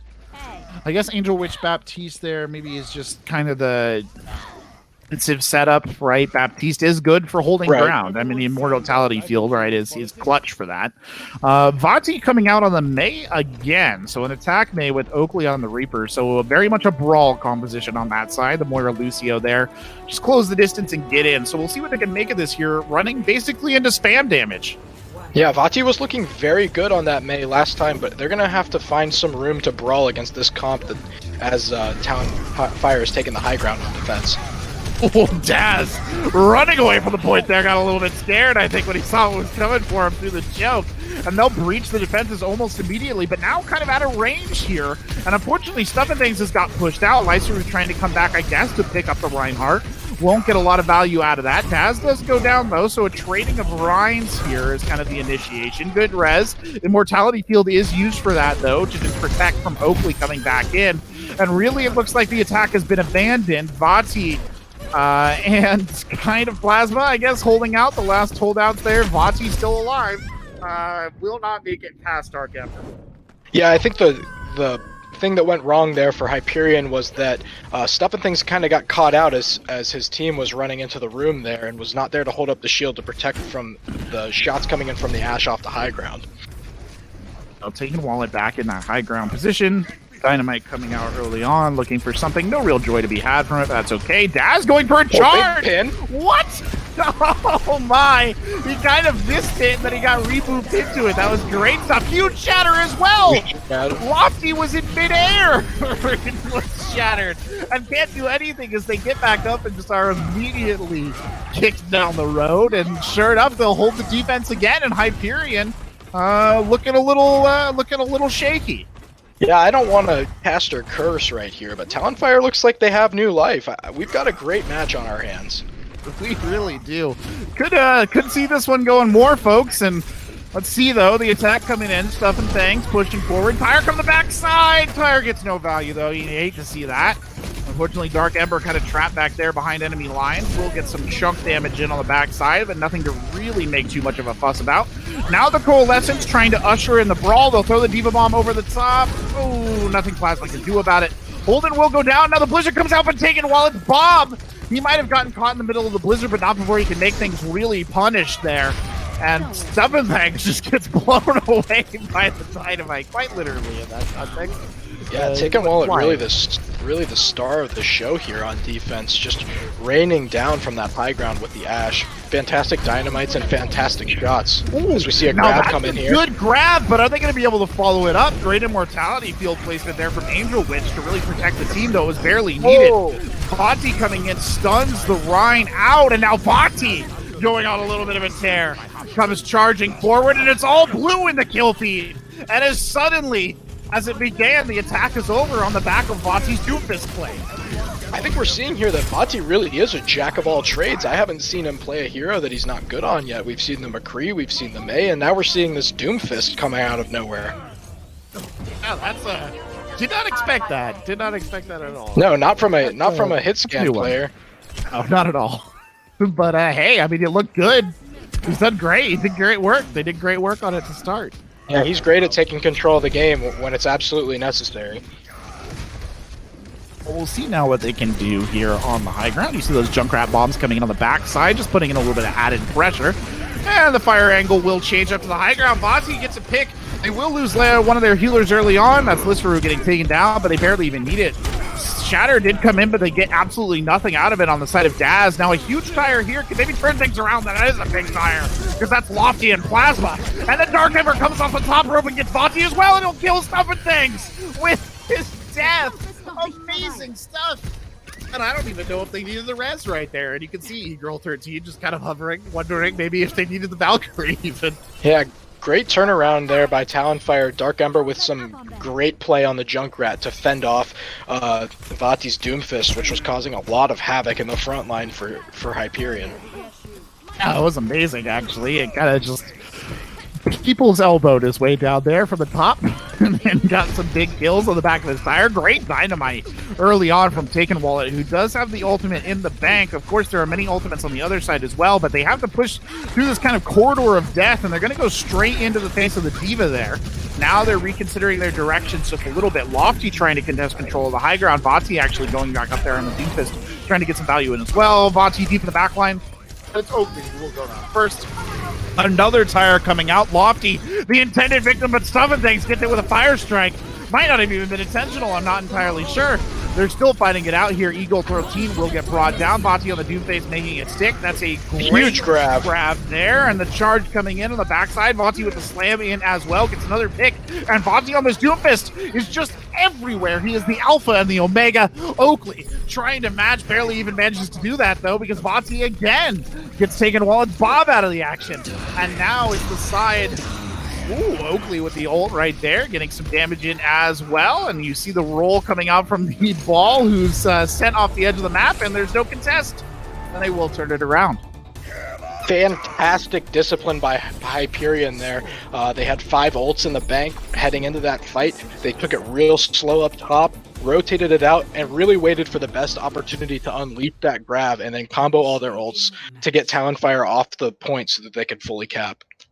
Right, it was really well executed, all things considered. So now 2 minutes in the time bank compared to the 1 minute on the side of Talonfire. So a little bit of pressure there. Talonfire will be starting us off here on the attack. So they've got to make something happen and quickly if they want to stay a part of this. It looks like they're going to be going for the Symmetra strategy even better with a Bastion. I don't know, though, if Hyperion's going to let that happen again. They should be expecting it considering it happened last time, but Vati's going to be staying on that Doomfist, which is really interesting. I don't know what the Doomfist can do against a Bastion. Defense Doomfist at that. I don't know either. I mean...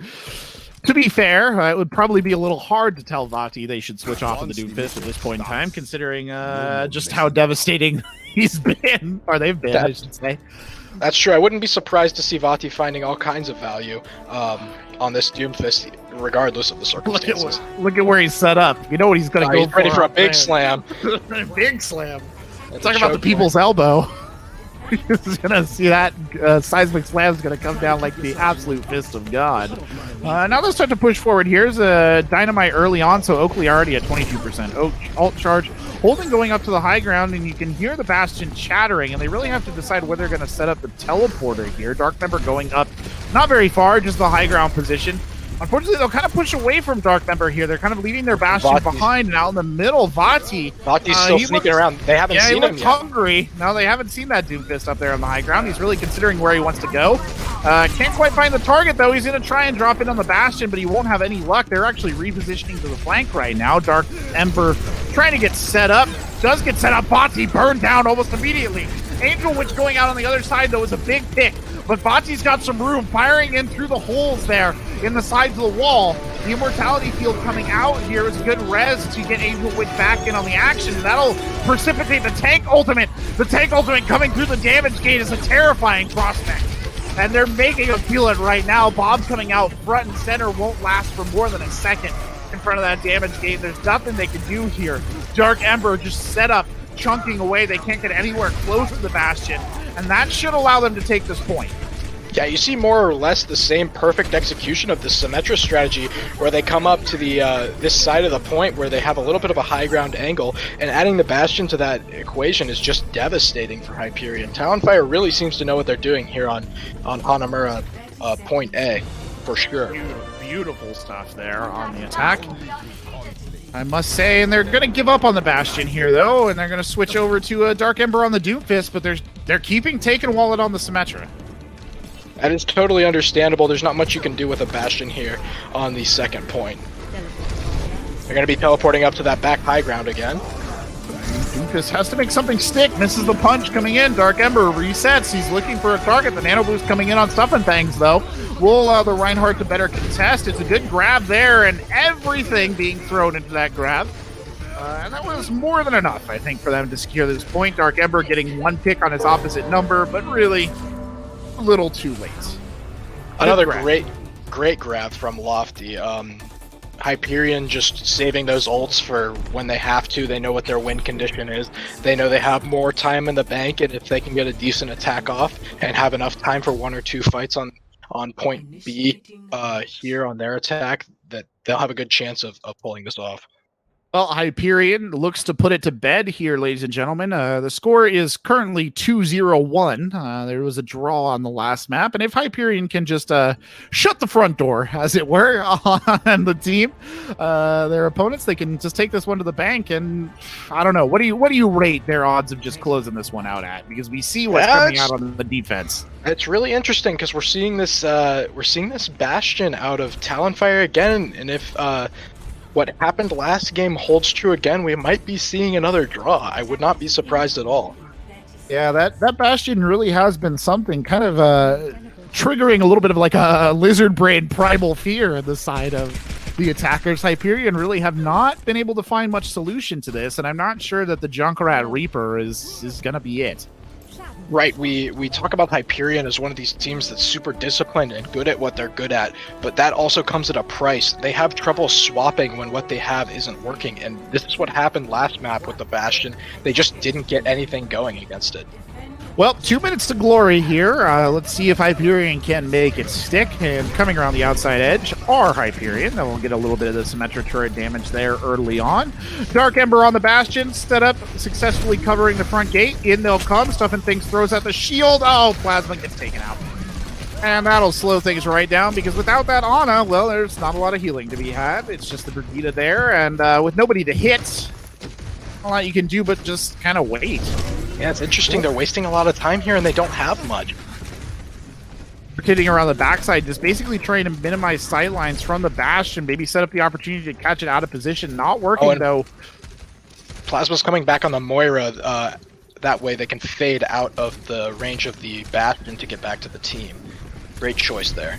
Kind of spy checking for the Bastion now with the Junkrat, but not finding them in the corner where they thought they would be. And they have used up an entire minute here on the attack as they wait to go in. And they'll start now, but the Bastion still unimpeded sightlines and protection to get those shots in. Now they're rotating all around the backside edge to try and come up. And Daz gets taken out early.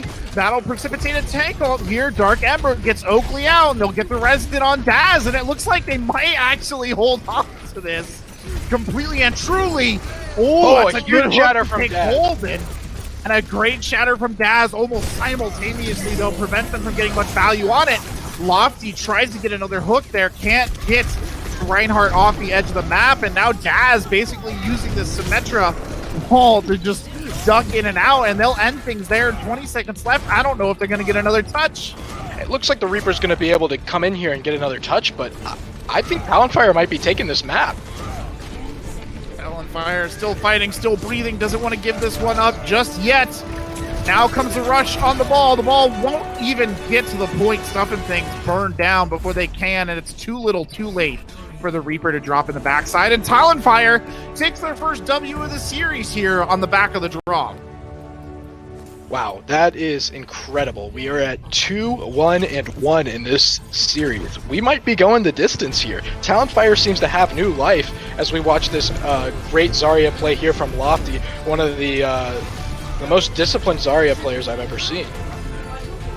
Great play out of Lofty. I mean, obviously Hyperion playing spectacularly, except kind of for that last push. I think maybe got away from them, but in general, looking really solid. Still cannot find the answer to these Bastion-based compositions, though. Just completely got them stumped. It's very interesting to see.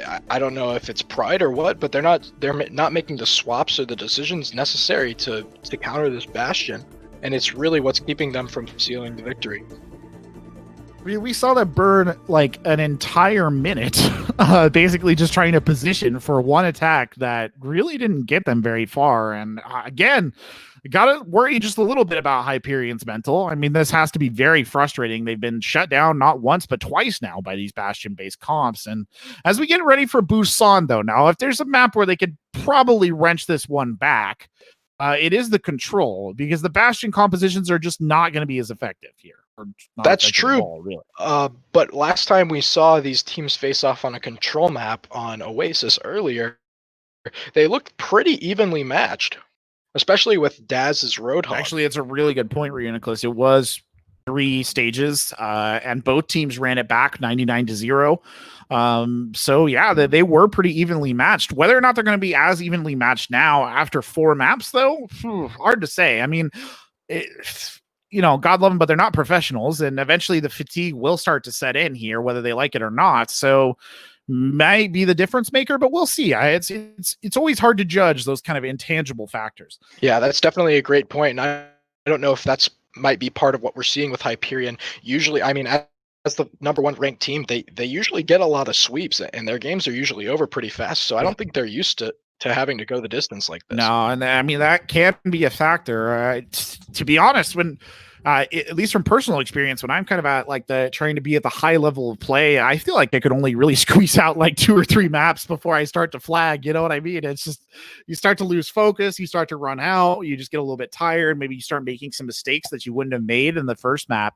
And you can tell Hyperion though is really pondering how they want to do this, whether or not they want to bring Optic back in maybe and give that a shot, how they want to approach it. Meanwhile, on the other side, I mean, Talonfire, I don't know. I imagine they're pretty pleased with themselves right now. Yeah, it's interesting. The other side of the coin to that fatigue is Talonfire is like a phoenix rising from the ashes. I don't know Very what poetic. they did at halftime, but things are turning around for them, and they probably have a fire lit inside them. And that's the reason that they're doing so well right now. And it looks like Optic will be coming back in to play that Roadhog for Hyperion. So it does look like I think they're probably going to go for that Roadhog style. It is interesting to me that we haven't seen Lofty and Optic play together, because you would think with Lofty's kind of great Zarya play and Optic's pretty solid Roadhog play, you have the center of the tank line for a pretty good Hog Zarya, but Stuff and Things, I guess, is the trusted quantity there, and they maybe want the ability to flex onto those main tanks if need be. Yeah, I think Hyperion's very, very comfortable with the Reinhardt Roadhog composition as opposed to the Zarya Roadhog.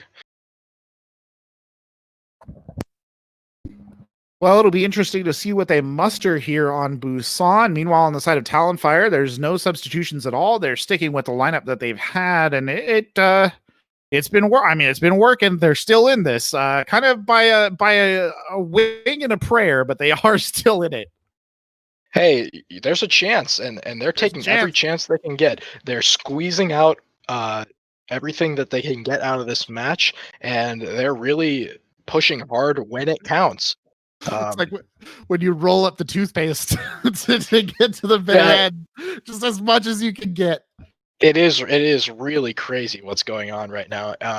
And just to clarify for everybody at home, we are playing a control map in Busan right now, and if we do end up going to 6, if Talonfire takes this map, we will be going to Ilios, another control map after this. So there will be no more draws, and this match will be over either this map or next map. I do think, really, Reuniclus, that does favor Hyperion, though. Because the Bastion has been the deciding factor. Like, no matter how we want to slice it, like, the Bastion has been what's changed things for them. And it's not like Busan or Ilios. Like I said, these are not Bastion favorable maps. Like, you can't run that stuff. Or you can, but it just might not be effective. That is true. I agree, but I think we will see echoes coming back out from both these teams, which is something we haven't seen in a couple maps. Maybe something will have changed in that department. We're going to be looking at Roadhog play as one of the deciding factors of what's going on here for sure. Well, it looks like Hyperion's still kind of checking in with their coach, trying to figure out what exactly they want to do in this situation. And it definitely, I mean, the stress is on, as it were, for them. They are the number 1 seed, Talon number 4 right now in the rankings. Hyperion, I'm sure, doesn't want to lose their lofty status, no pun intended. So it's a good opportunity for them to I guess settle their score a little bit. I get the feeling from this long talk that maybe they're feeling a little antsy, and understandably so. Right. I think they what their coach is probably telling them right now is just to stick to their guns, pretend the score is 0-0, and just really get back to basics, because when they play the control map in the beginning, they won and it was no problem. Their mental's probably boomed right now, but they're really going to need to try to take a second and relax up real quick. Yep. Chant those mantras. Go to their happy place, whatever it is. I guess it's probably not Busan, if we're being honest. And I'd be a bit worried if it was, but whatever it takes, I think, to settle the ship a little bit, and they'll come back. And I mean, it works. Talonfire's managed to do it. I mean, they got so hammered on Dorado before they kind of turned this around. So it's really impressive to see them clawing back into this. And, you know, no matter if they win here or lose, Reuniclus, I think this really shows that they are a team to be taken seriously. Yeah, I agree. I don't know if that number 4 rank really does it justice. I don't think it does. For how good this team is.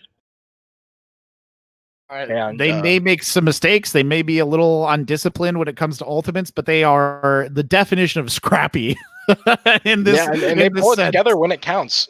They do, and that's what counts. They've got that X factor, you know, that allows them to push forward, and thereby bringing in the X factor. I think we have kind of scraped the bottom of the barrel for the analysis portion of today's break. So we will be going back in to Busan here. And we'll see what they come out with. This is going to be telling, these compositions. Yeah, I'm expecting to see at least a Reinhardt and Roadhog coming out from Hyperion. Not sure if we're going to be seeing any dive coming out from Talonfire, but we'll see. Well, unfortunately, we do have that 10-second wait as we see the train from Busan there pulling through. Not the famous one, perhaps, but a good one nonetheless. Bated breath actually at the moment, because I am curious to see what they do here. So it looks like a dive coming out on the side of Talonfire, and then Hyperion is going to be running the Rhine Roadhog with Oakley in the sniper position. So that's interesting. Yeah, I'm expecting greatness out of Oakley so far. They have shown their colors on the Ash. We'll see what they have on the Widowmaker. Probably going to try to take this mid-high ground control with both teams running Widowmakers.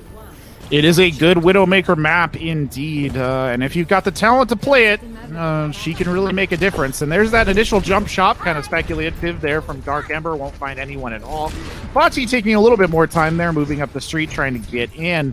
You can see the Tracer taking Wallet, already getting in on the backside. He's going to be going for Vati post-haste there on the backside. Good sleep there on Stuff and Things. He's woken up almost immediately, but it does disrupt the rhythm. It's Holden, though. Holden loses the mech early, but Dark Ember gets 2! Whoa! Dark Ember popping off there against Botsy and Plasma. doesn't care. Plasma, don't know where that one came from.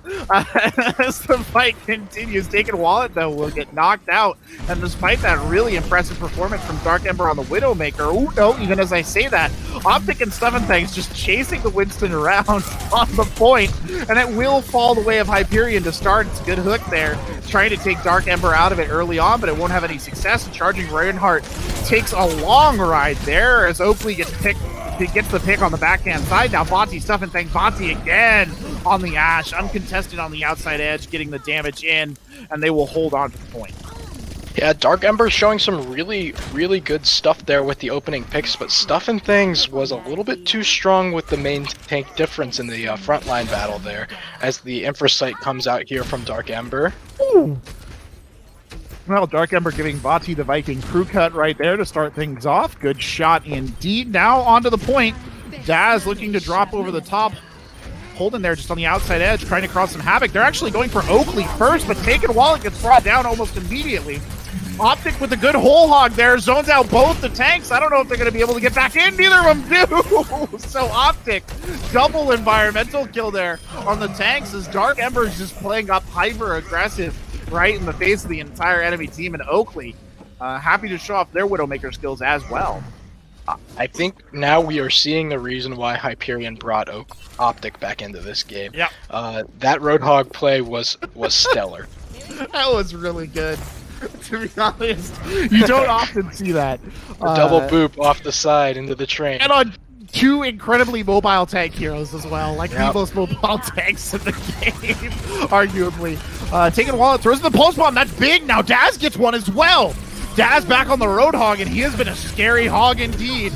And he's trying to get some action into the kill feed, and he certainly does. He pulls his opponent through the minefield there to get the big pick with style on Optic. And the rest of the team just collapses around him, and they'll get the flip. I think Daz was a little angry that Optic was getting the spotlight here in the Roadhog battle, but but Daz certainly is an amazing Roadhog too. That was enough. That was enough on that whole hog play. He wants in. I do love the stylistic choice of dragging your opponent through the minefield. That's always pretty. Whoa, Plasma. Kind of forgot what it feels like to get hooked on the flanks, but is painfully reminded right there. There comes the res. Oh, he nearly moves another one. Daz, an absolute menace on the outside edge. I am seeing shades of what we were seeing on Oasis earlier. This is a very, very similar match to that. Now getting a lot of pressure on Stuff and Things, but it's a great anti-nade over the top, but too late. Bonti's taken down. Dark Ember getting in on the action. Both of the Cowpokes taken out early on. The Gunslingers can't survive as Lissaru goes down as well. Now Taken Wallet getting in on the action, and the point remains firmly in the hands of Talonfire. We talk about how much Vati can control the game, but he seems to be getting outclassed in terms of DPS this round. It's very interesting. And as we can see, Talonfire has a lot of ults in the bank for this next fight. Yeah, they certainly do. Both sides, actually. Looks like we're about to see a smorgasbord of ultimates released on the point. Optic trying to go around on the back edge. The Dragon coming out early on to encourage them on their way, but it's Holden who gets picked off first by Bonti. Great little bit of play there. Now a nano-boosted Roadhog with the whole hog on the backside goes in for the hook. Daz, an absolute monstrosity on this Roadhog, getting 2 picks right there early on. Stuff and Things, though, great shatter. Can they finish off Egro? No, because Daz is there to peel for their Ana. Does a great job there trying to shut it down. Holden trapped out on the ball, might actually manage to escape this as Oakley goes down. High Noon coming on the far outside edge. Dark Ember shuts it down with the Sonic Arrow as well. Just a little bit of BM almost on the outside edge as Lysaru gets taken down yet again. The fight boiling around the point. They're going to throw in the minefield there. It almost feels unnecessary at this point in time because they have so thoroughly cleared that point. Wow, really liking what I'm seeing from Talonfire here. Daz really the star of the show when it comes to the kill feed, but the Tracer in the backline from Dark Ember also is looking really good for assassinating some of those squishy targets. I mean, Taken Wallet, rather. Yep. This could be going to 6. This is because I ordered food, by the way. It's waiting downstairs. It's been waiting for about 30 minutes, and that's why we're going to round 6. They can thank my Chinese delivery order for their continued success. But no, honestly, Talonfire has been playing out of their minds. I mean, they did really well on that last map, and Hyperion has to claw this back. This has to be the stage. Like, winning the map aside, if they don't win here and at least push this to map or stage 3, I worry about their ability to win this at all.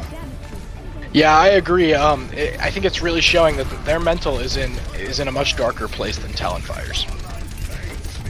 Vati back on that soldier. Oh, it's a good hook early on there, but they're not able to finish off Zarya. Holden gets back into the squad. Daz, though, taking a lot of damage, and Vati will finish off Daz early on. That's exactly what they wanted to see here, but Dark Ember has nearly charged Dragons already. So despite the fact, oh, and he's going to use it right away, and he'll take Oakley out, so they'll just perpetuate this fight a little bit longer. And they'll keep going here. Holden actually switching over onto the Diva. No side has yet taken the point, but taken Owlet will get taken out. Oh, and E-Girl 13 burned down there as well. And Vati really showing off on that soldier. That was that kind of map dominance that we were talking about. Yeah, for sure. And Dark Ember using that Dragon Strike may have been a little bit of an error there. Oh, as he gets a nice opening pick off onto Oakley. That was a beautiful pick onto Oakley, and now we see Daz there holding on to the point. He's going to force them to come contest this and open themselves up to some fire from the distance. Now Vati hunting a Tracer in the back line, being cut down a little bit, but now the Tactical Visor comes out of the backside of that. Vati gets destroyed. I think he tried to rocket into Holden and died to his own damage there. And they're going to miss that, but there's a good Dragons unleashed almost point blank. Stuff and things will go down. Oakley caught out again by a Dragon. Now the two supports, Plasma and Lysaru, are in serious danger here as the Nano Boost is invested on Daz, who barely even bothers with the Mercy, instead runs right past him to go after Optic, and they'll flip the point again. A lot of ults used there. Holden did a great job of shutting down Vati's Tactical Visor by getting up in his face with that defense matrix, and Dark Ember building up Dragon Strikes like it's nothing. Well, Lysaru here switching over to the Lysura, I think, switching over to the Brigida as Oakley gets an early pick there on Daz, but Lysura gets taken down almost immediately as well. Taking Wallet getting in on the action, and it's just a bunch of poke phase kills right now, and the poke phase kills are not helping Hyperion. Yeah, the Talonfire DPS are looking very, very strong in the poke phase here. Oh, and another Dragon Strike. Plasma can't do anything. Literally caught face first by those Dragons. He's taken out almost immediately. They've lost the Ana early on, so a huge source of healing is taken out. Bob coming in from the backline. Now that could be something they could use to turn this around. Vati getting Angel Witch out of the action. They'll lose Optics. Oh, Daz! The Roadhog just fights this one to the bitter end. He does not want to give this point up. And Eagle 13 is here as well because they'll just crush Lysura and just destroy them here. Vati trying to hold on, really can't do much. Has to use those legs to get away. Yeah, these Talonfire DPS are... Oh, and Vati with a great pick there. Daz was trying to push up, got a little too arrogant, got caught out, flew just a little bit too close to the sun, and now his team might pay for it here because the Nano Boosted Optic is currently charging on the point. They'll pop Vati's Visor as well. They just want to secure this thing. They don't want that percentage to go up any farther. And Oakley and Vati combined there to just shut things down. Yeah, Hyperion really needed to take control of the point there. It was their last fight if they didn't win, so they did have to use 3 ults to secure that. Despite that, though, they do still have a Shatter in the bank and a Whole Hog coming up here. That compared to the beat from Angel, which is going to be a big tool here to counter against those. Other dragons, Dark Ember has just been the dragon roost, getting these dragons as fast as possible. Another one. And he'll fire it straight down the choke. And it's Lysura who gets taken out. Stuff and Fangs goes down as well. Oh, now Daz coming in with the Whole Hog, but Dark Ember getting another pick on the backside, and they've completely retaken the point. And it's an absolute disaster for Hyperion. There's not even anyone who can touch. Holden ate the Pulse Bomb there, too. It's very interesting. Hyperion didn't even have the chance to get off any of those ults I was talking about, and that's the reason Talonfire ended up winning that.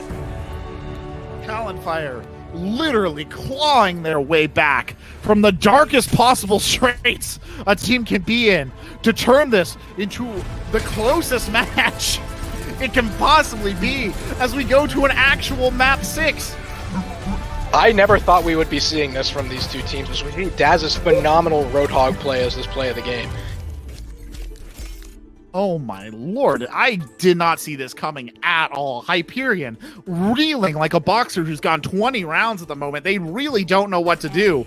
And you can feel in their gameplay the kind of confusion and unhappiness that they must be feeling right now. It's map 6, Ilios, in what honestly is an absolute corker of a match, ladies and gentlemen. Just spectacular stuff here on your Sunday night.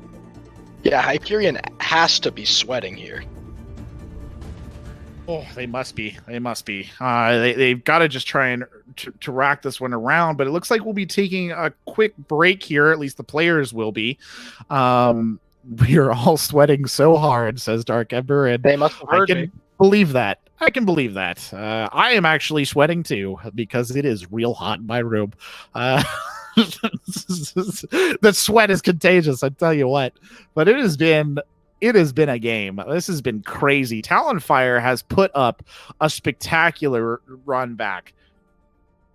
This is why we love Overwatch. It's anything can happen, and teams can turn things around and crawl their way back, and Overwatch gives you the opportunity to make those kinds of things happen. It's great. Well, ladies and gentlemen, it's an absolutely amazing match here. We're going into map 6 on this first of 3 series between Hyperion and Talonfire. Don't go anywhere. I'm Corbec, joined by Reuniclus and the lovely Silent Marine on our production. We'll be right back with the exciting conclusion to this Miners matchup after this break.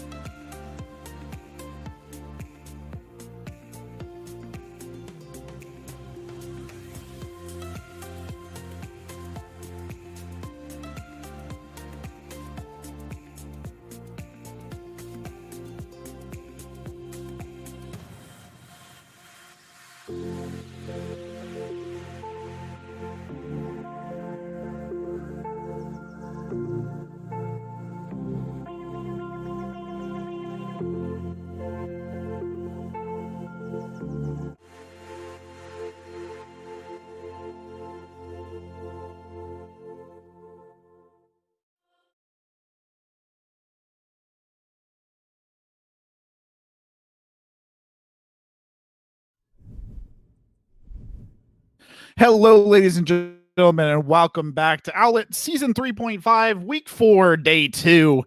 And it's an absolute banger of a matchup here between Hyperion and Talonfire. Talonfire clawing their way back from the depths of despair to push this one to the oft-heard but rarely seen 6 maps. I'm Corbec, joined here by Reuniclus with the lovely Silent Marine on production. And what a game it has been, Reuniclus. This has been some spectacular stuff. You know, we joked after that stomp by Hyperion on Dorado after the second map. We joked about a reverse sweep. I don't think either of us fully expected what is happening right now to happen. No, not at all. I would not have expected. The way Talonfire has pulled this back from the brink has just been absolutely spectacular.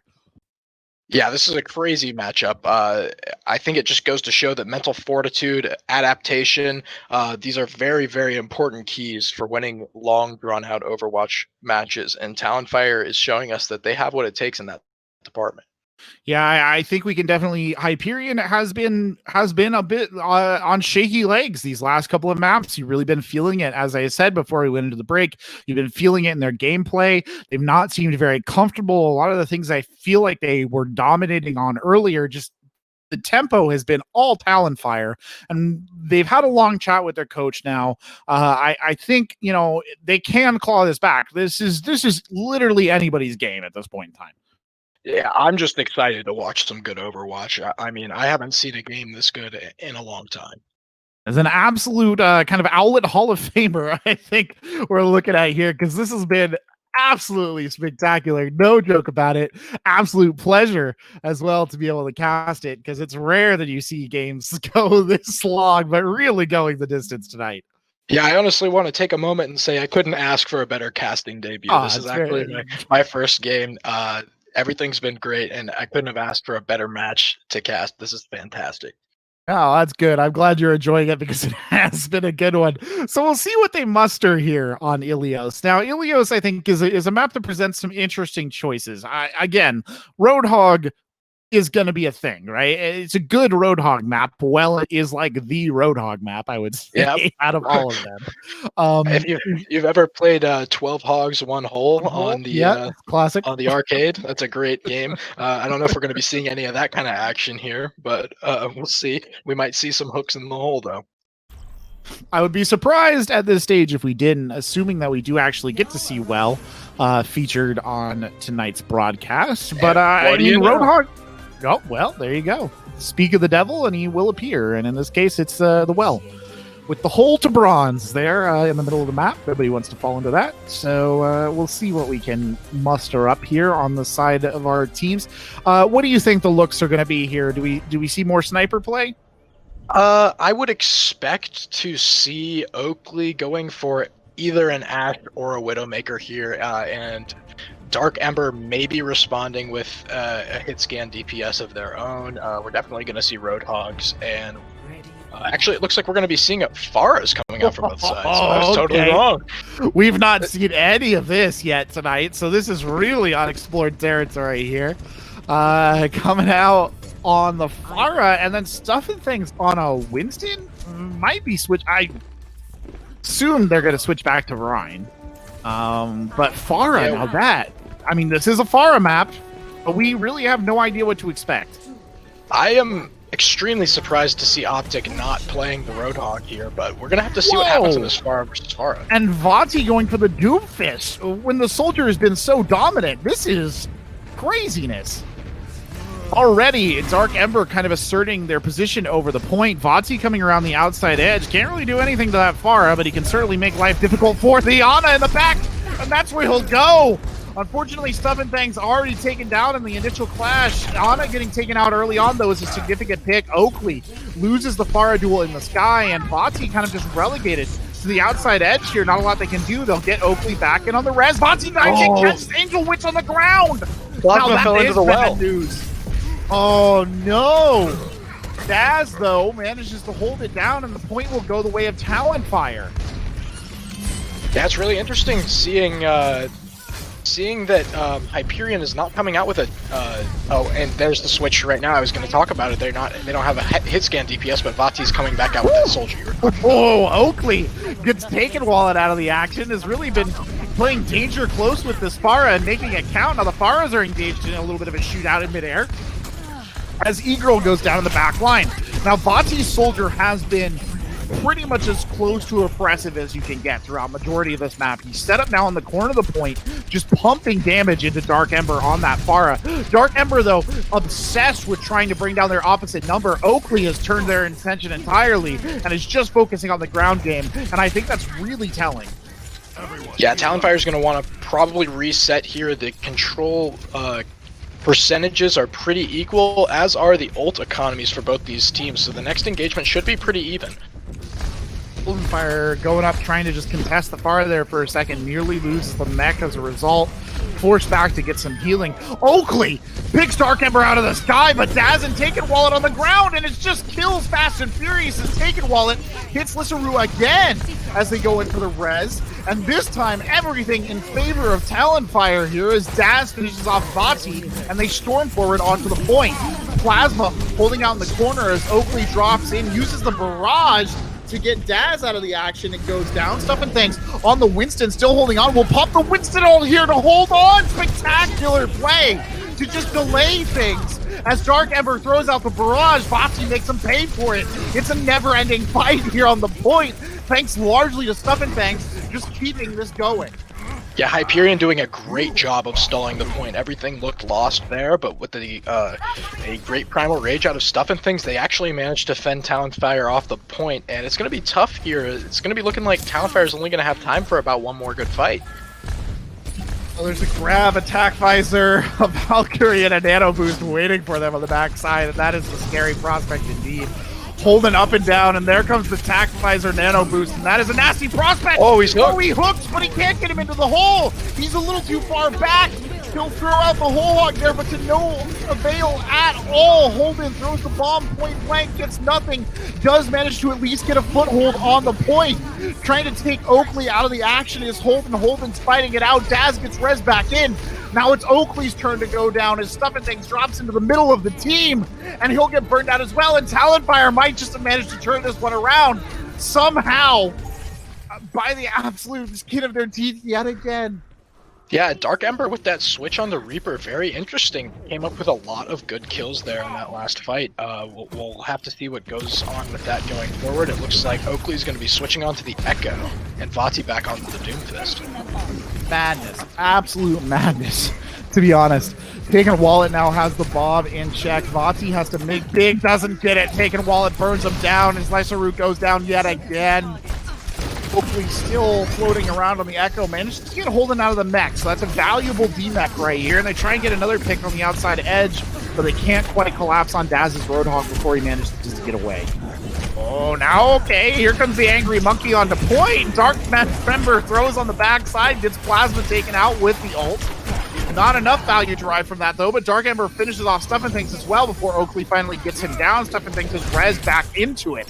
And now they're starting to push forward towards the point, and this is the most coordinated push they've had in a bit. Bob coming out, though, breaks things wide open here. Stuff and Things jumping in for the backline, cannot get out of the sightlines of the Bob.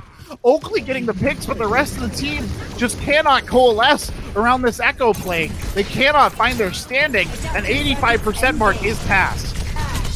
Yeah, it's very interesting here that Stuff and Things, you mentioned at the beginning, oh, here comes a copied Bob onto the point. Copied Bob on the backside, goes away almost immediately though because Oakley loses their status there. Holden getting the pick on Oakley to shut him down. Now the whole hog coming out of Daz, and Hyperion now fighting back from the jaws of defeat as the grab comes in, but Dark Ember will just fly away from it. Holden gets one with the bomb, Dark Ember getting one as well. Stuff and Things trying to hold on as the Meteor Strike comes in. No value, a great coach gun to get out of danger as Vati gets burned down. And there's really nothing they can do. Talonfire will... Nope, they're still in it. Plasma dropping in on the point. The Mercy is here as well. Lysaru just flying around trying to use Ember as an anchor point. But it won't What is even going on right now, Reuniclus? This is insane. I'm going to try to break this down as best I can because what we just witnessed was insane. You mentioned at the beginning of the map that Stuff and Things was running that Winston instead of the Reinhardt, and I think that was something that Talonfire really took advantage of when Dark Ember switched onto that Reaper and just started to shred Stuff and Things up. Another thing that needs to be mentioned is Eagle 13 had some phenomenal sleep darts there towards the end of that map.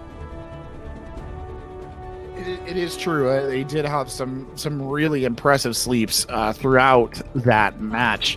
And, well, here it is, ladies and gentlemen. This could be it for Hyperion.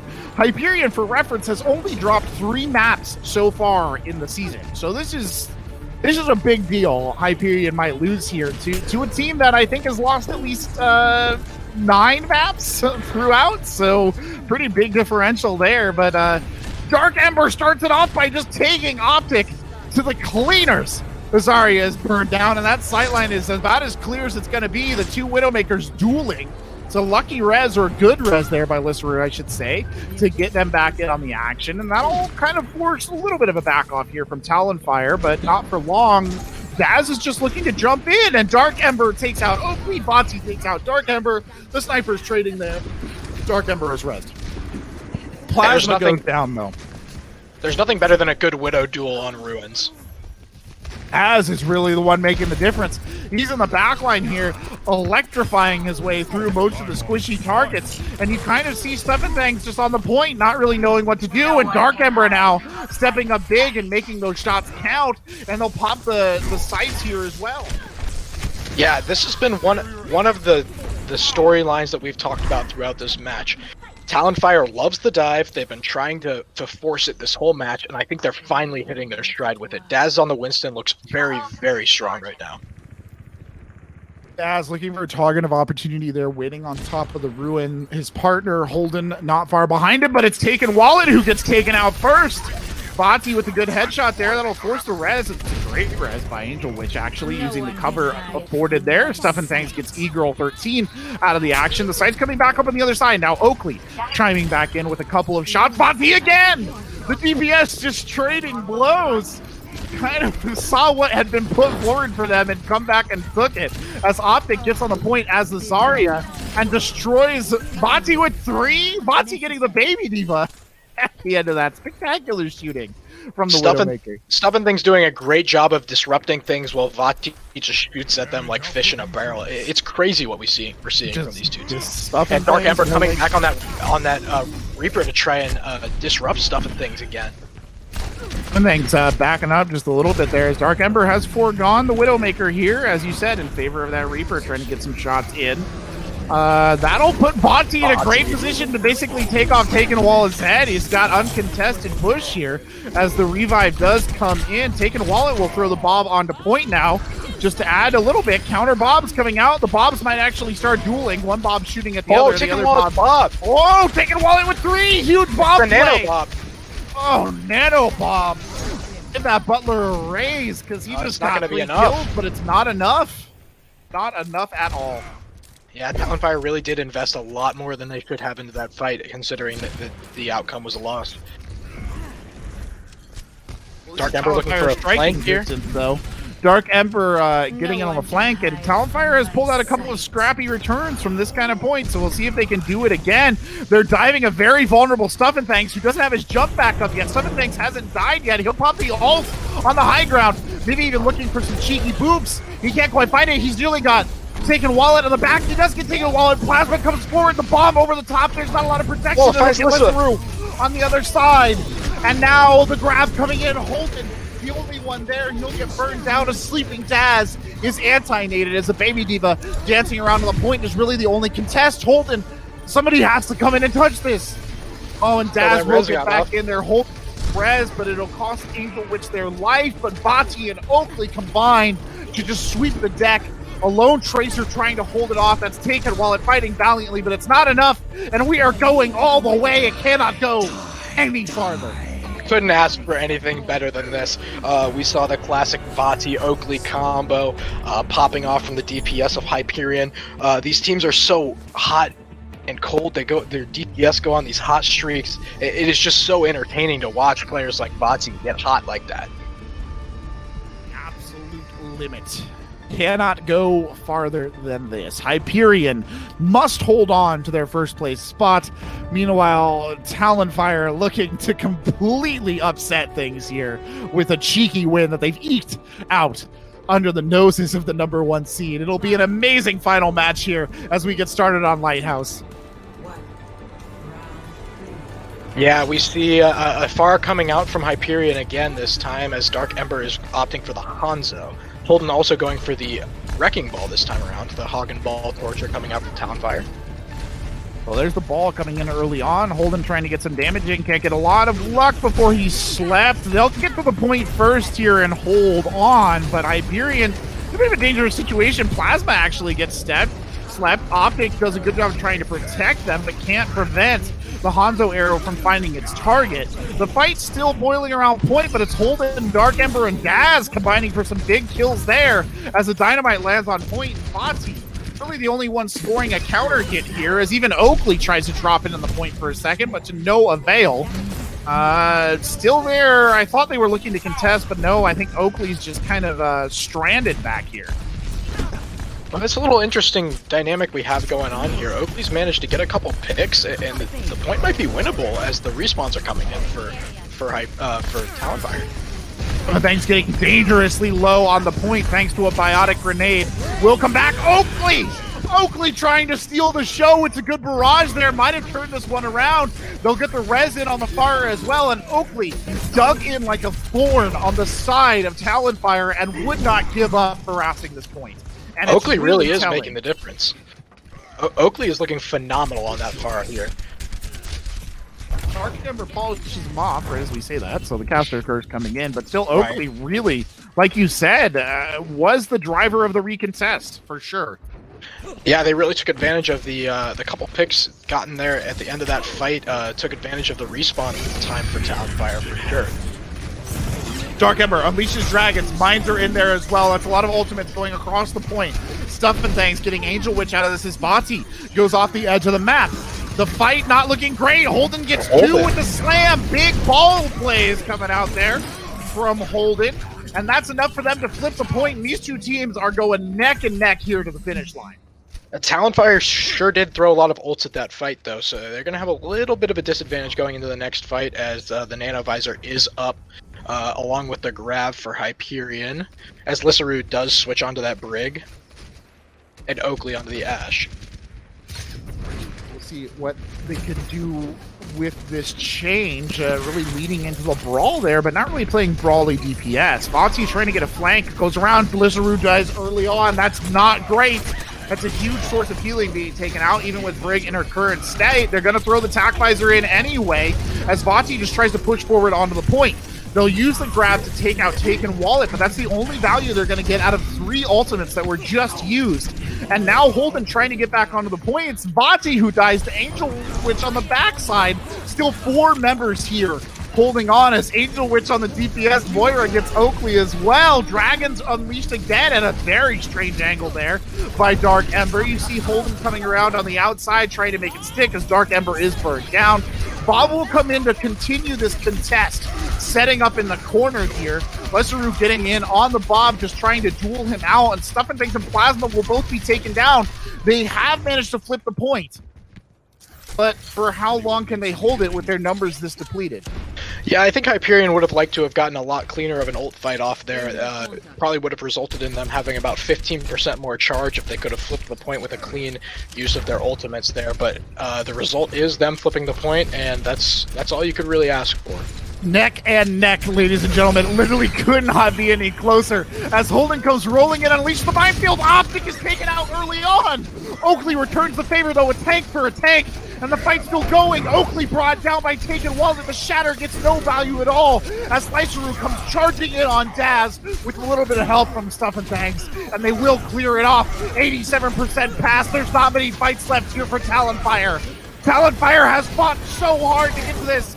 And it's Raid Boss Brig unleashed here to allow them to push forward. The Coalescence coming out now from Angel Witch. Gets nothing. as Hyperion hold. Bob comes in, goes right off the edge of the map.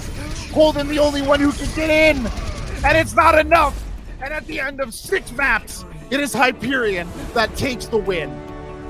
Wow. A 3-2-1 series. I don't think we could have asked for a better match to watch. Talonfire did a great job clawing back, but couldn't quite pull off the reverse sweep. Hyperion seemed to get their mental back in order for this map, for sure. Gotta hand it to Taken Fire, though. Talonfire, though. They played such a game. Absolute masterful stuff from them, and they walk away with an L here, but it barely feels like one, truth be told, considering just what a match this was. I said at the beginning of the match, Talonfire could be happy to get a few maps out of this. I don't think they could be much happier with what they've got. I mean, they didn't get the win, but this is just about the next best thing they could have gotten. I can't imagine how good this could be for team morale. This was huge.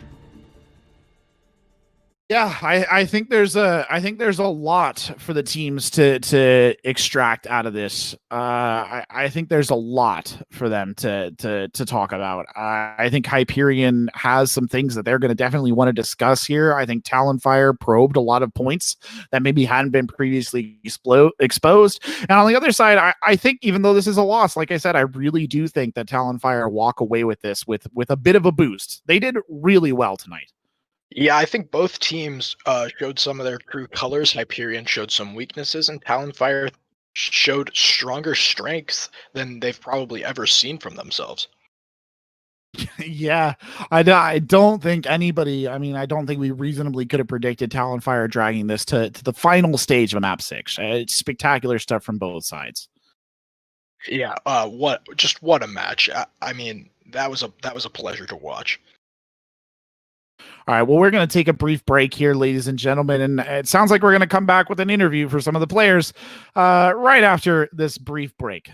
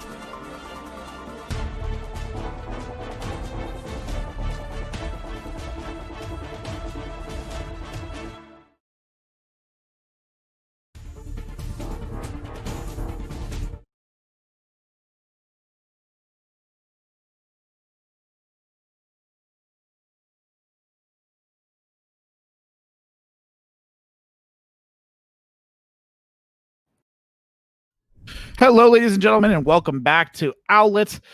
Season 3.5, week 4, day 2, and what a game it has been here between Hyperion and Talonfire.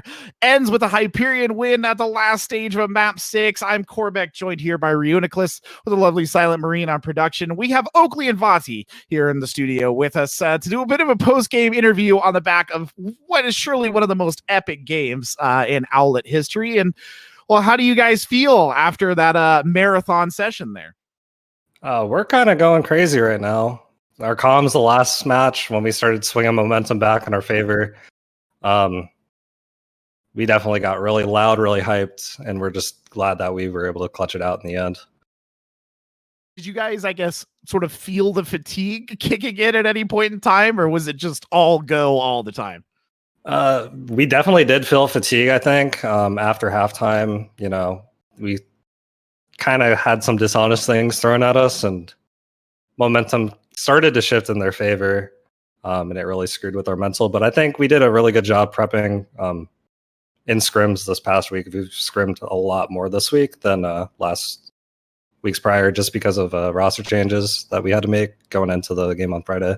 So we were really prepared for really long series because we've been double scrim blocking or playing literally 4 or 5 hours a day with each other for the past about a week now. Sounds like you guys a lot of looked practice. great.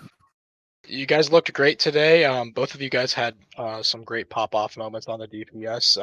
What were some of the conversations that you guys had between yourselves and your coaches between the maps where you mentioned you kind of had some dishonest stuff thrown at you? I'm guessing you meant the Bastion kind of strats. What kind of conversations did you guys have about that?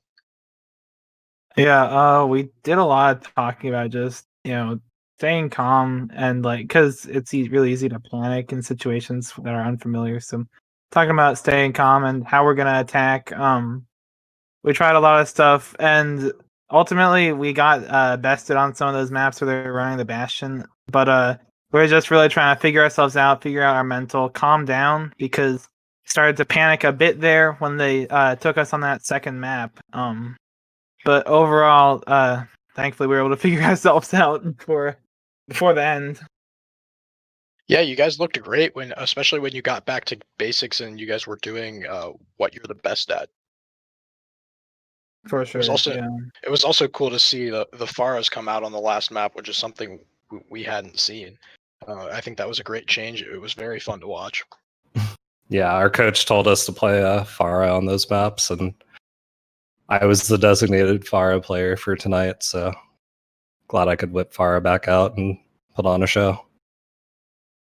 So you guys are 7-1 now in the standings. Obviously, the map differential maybe taking a little bit of a bite after tonight. I think you're going to chalk up a 1 in the map's tied column, which will be the first, I think, in all the minor standings.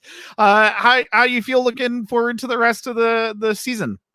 We're looking to put the rest of the season out with a good show and then get ready for postseason. I think we still have the first seed, so definitely be scouting the teams that are 4-5. So when we come to play them, if we do end up with the first seed, we'll definitely be ready. Well, do you have a message for your opponents for next week on the back of this marathon match? If you want to run the dishonest stuff against us next week, be prepared to get 3-0'd. Okay. I'm gonna be practicing for that, right? I assume. Spectacular. Well, there you go. Congratulations again, Oakley and Vati, for a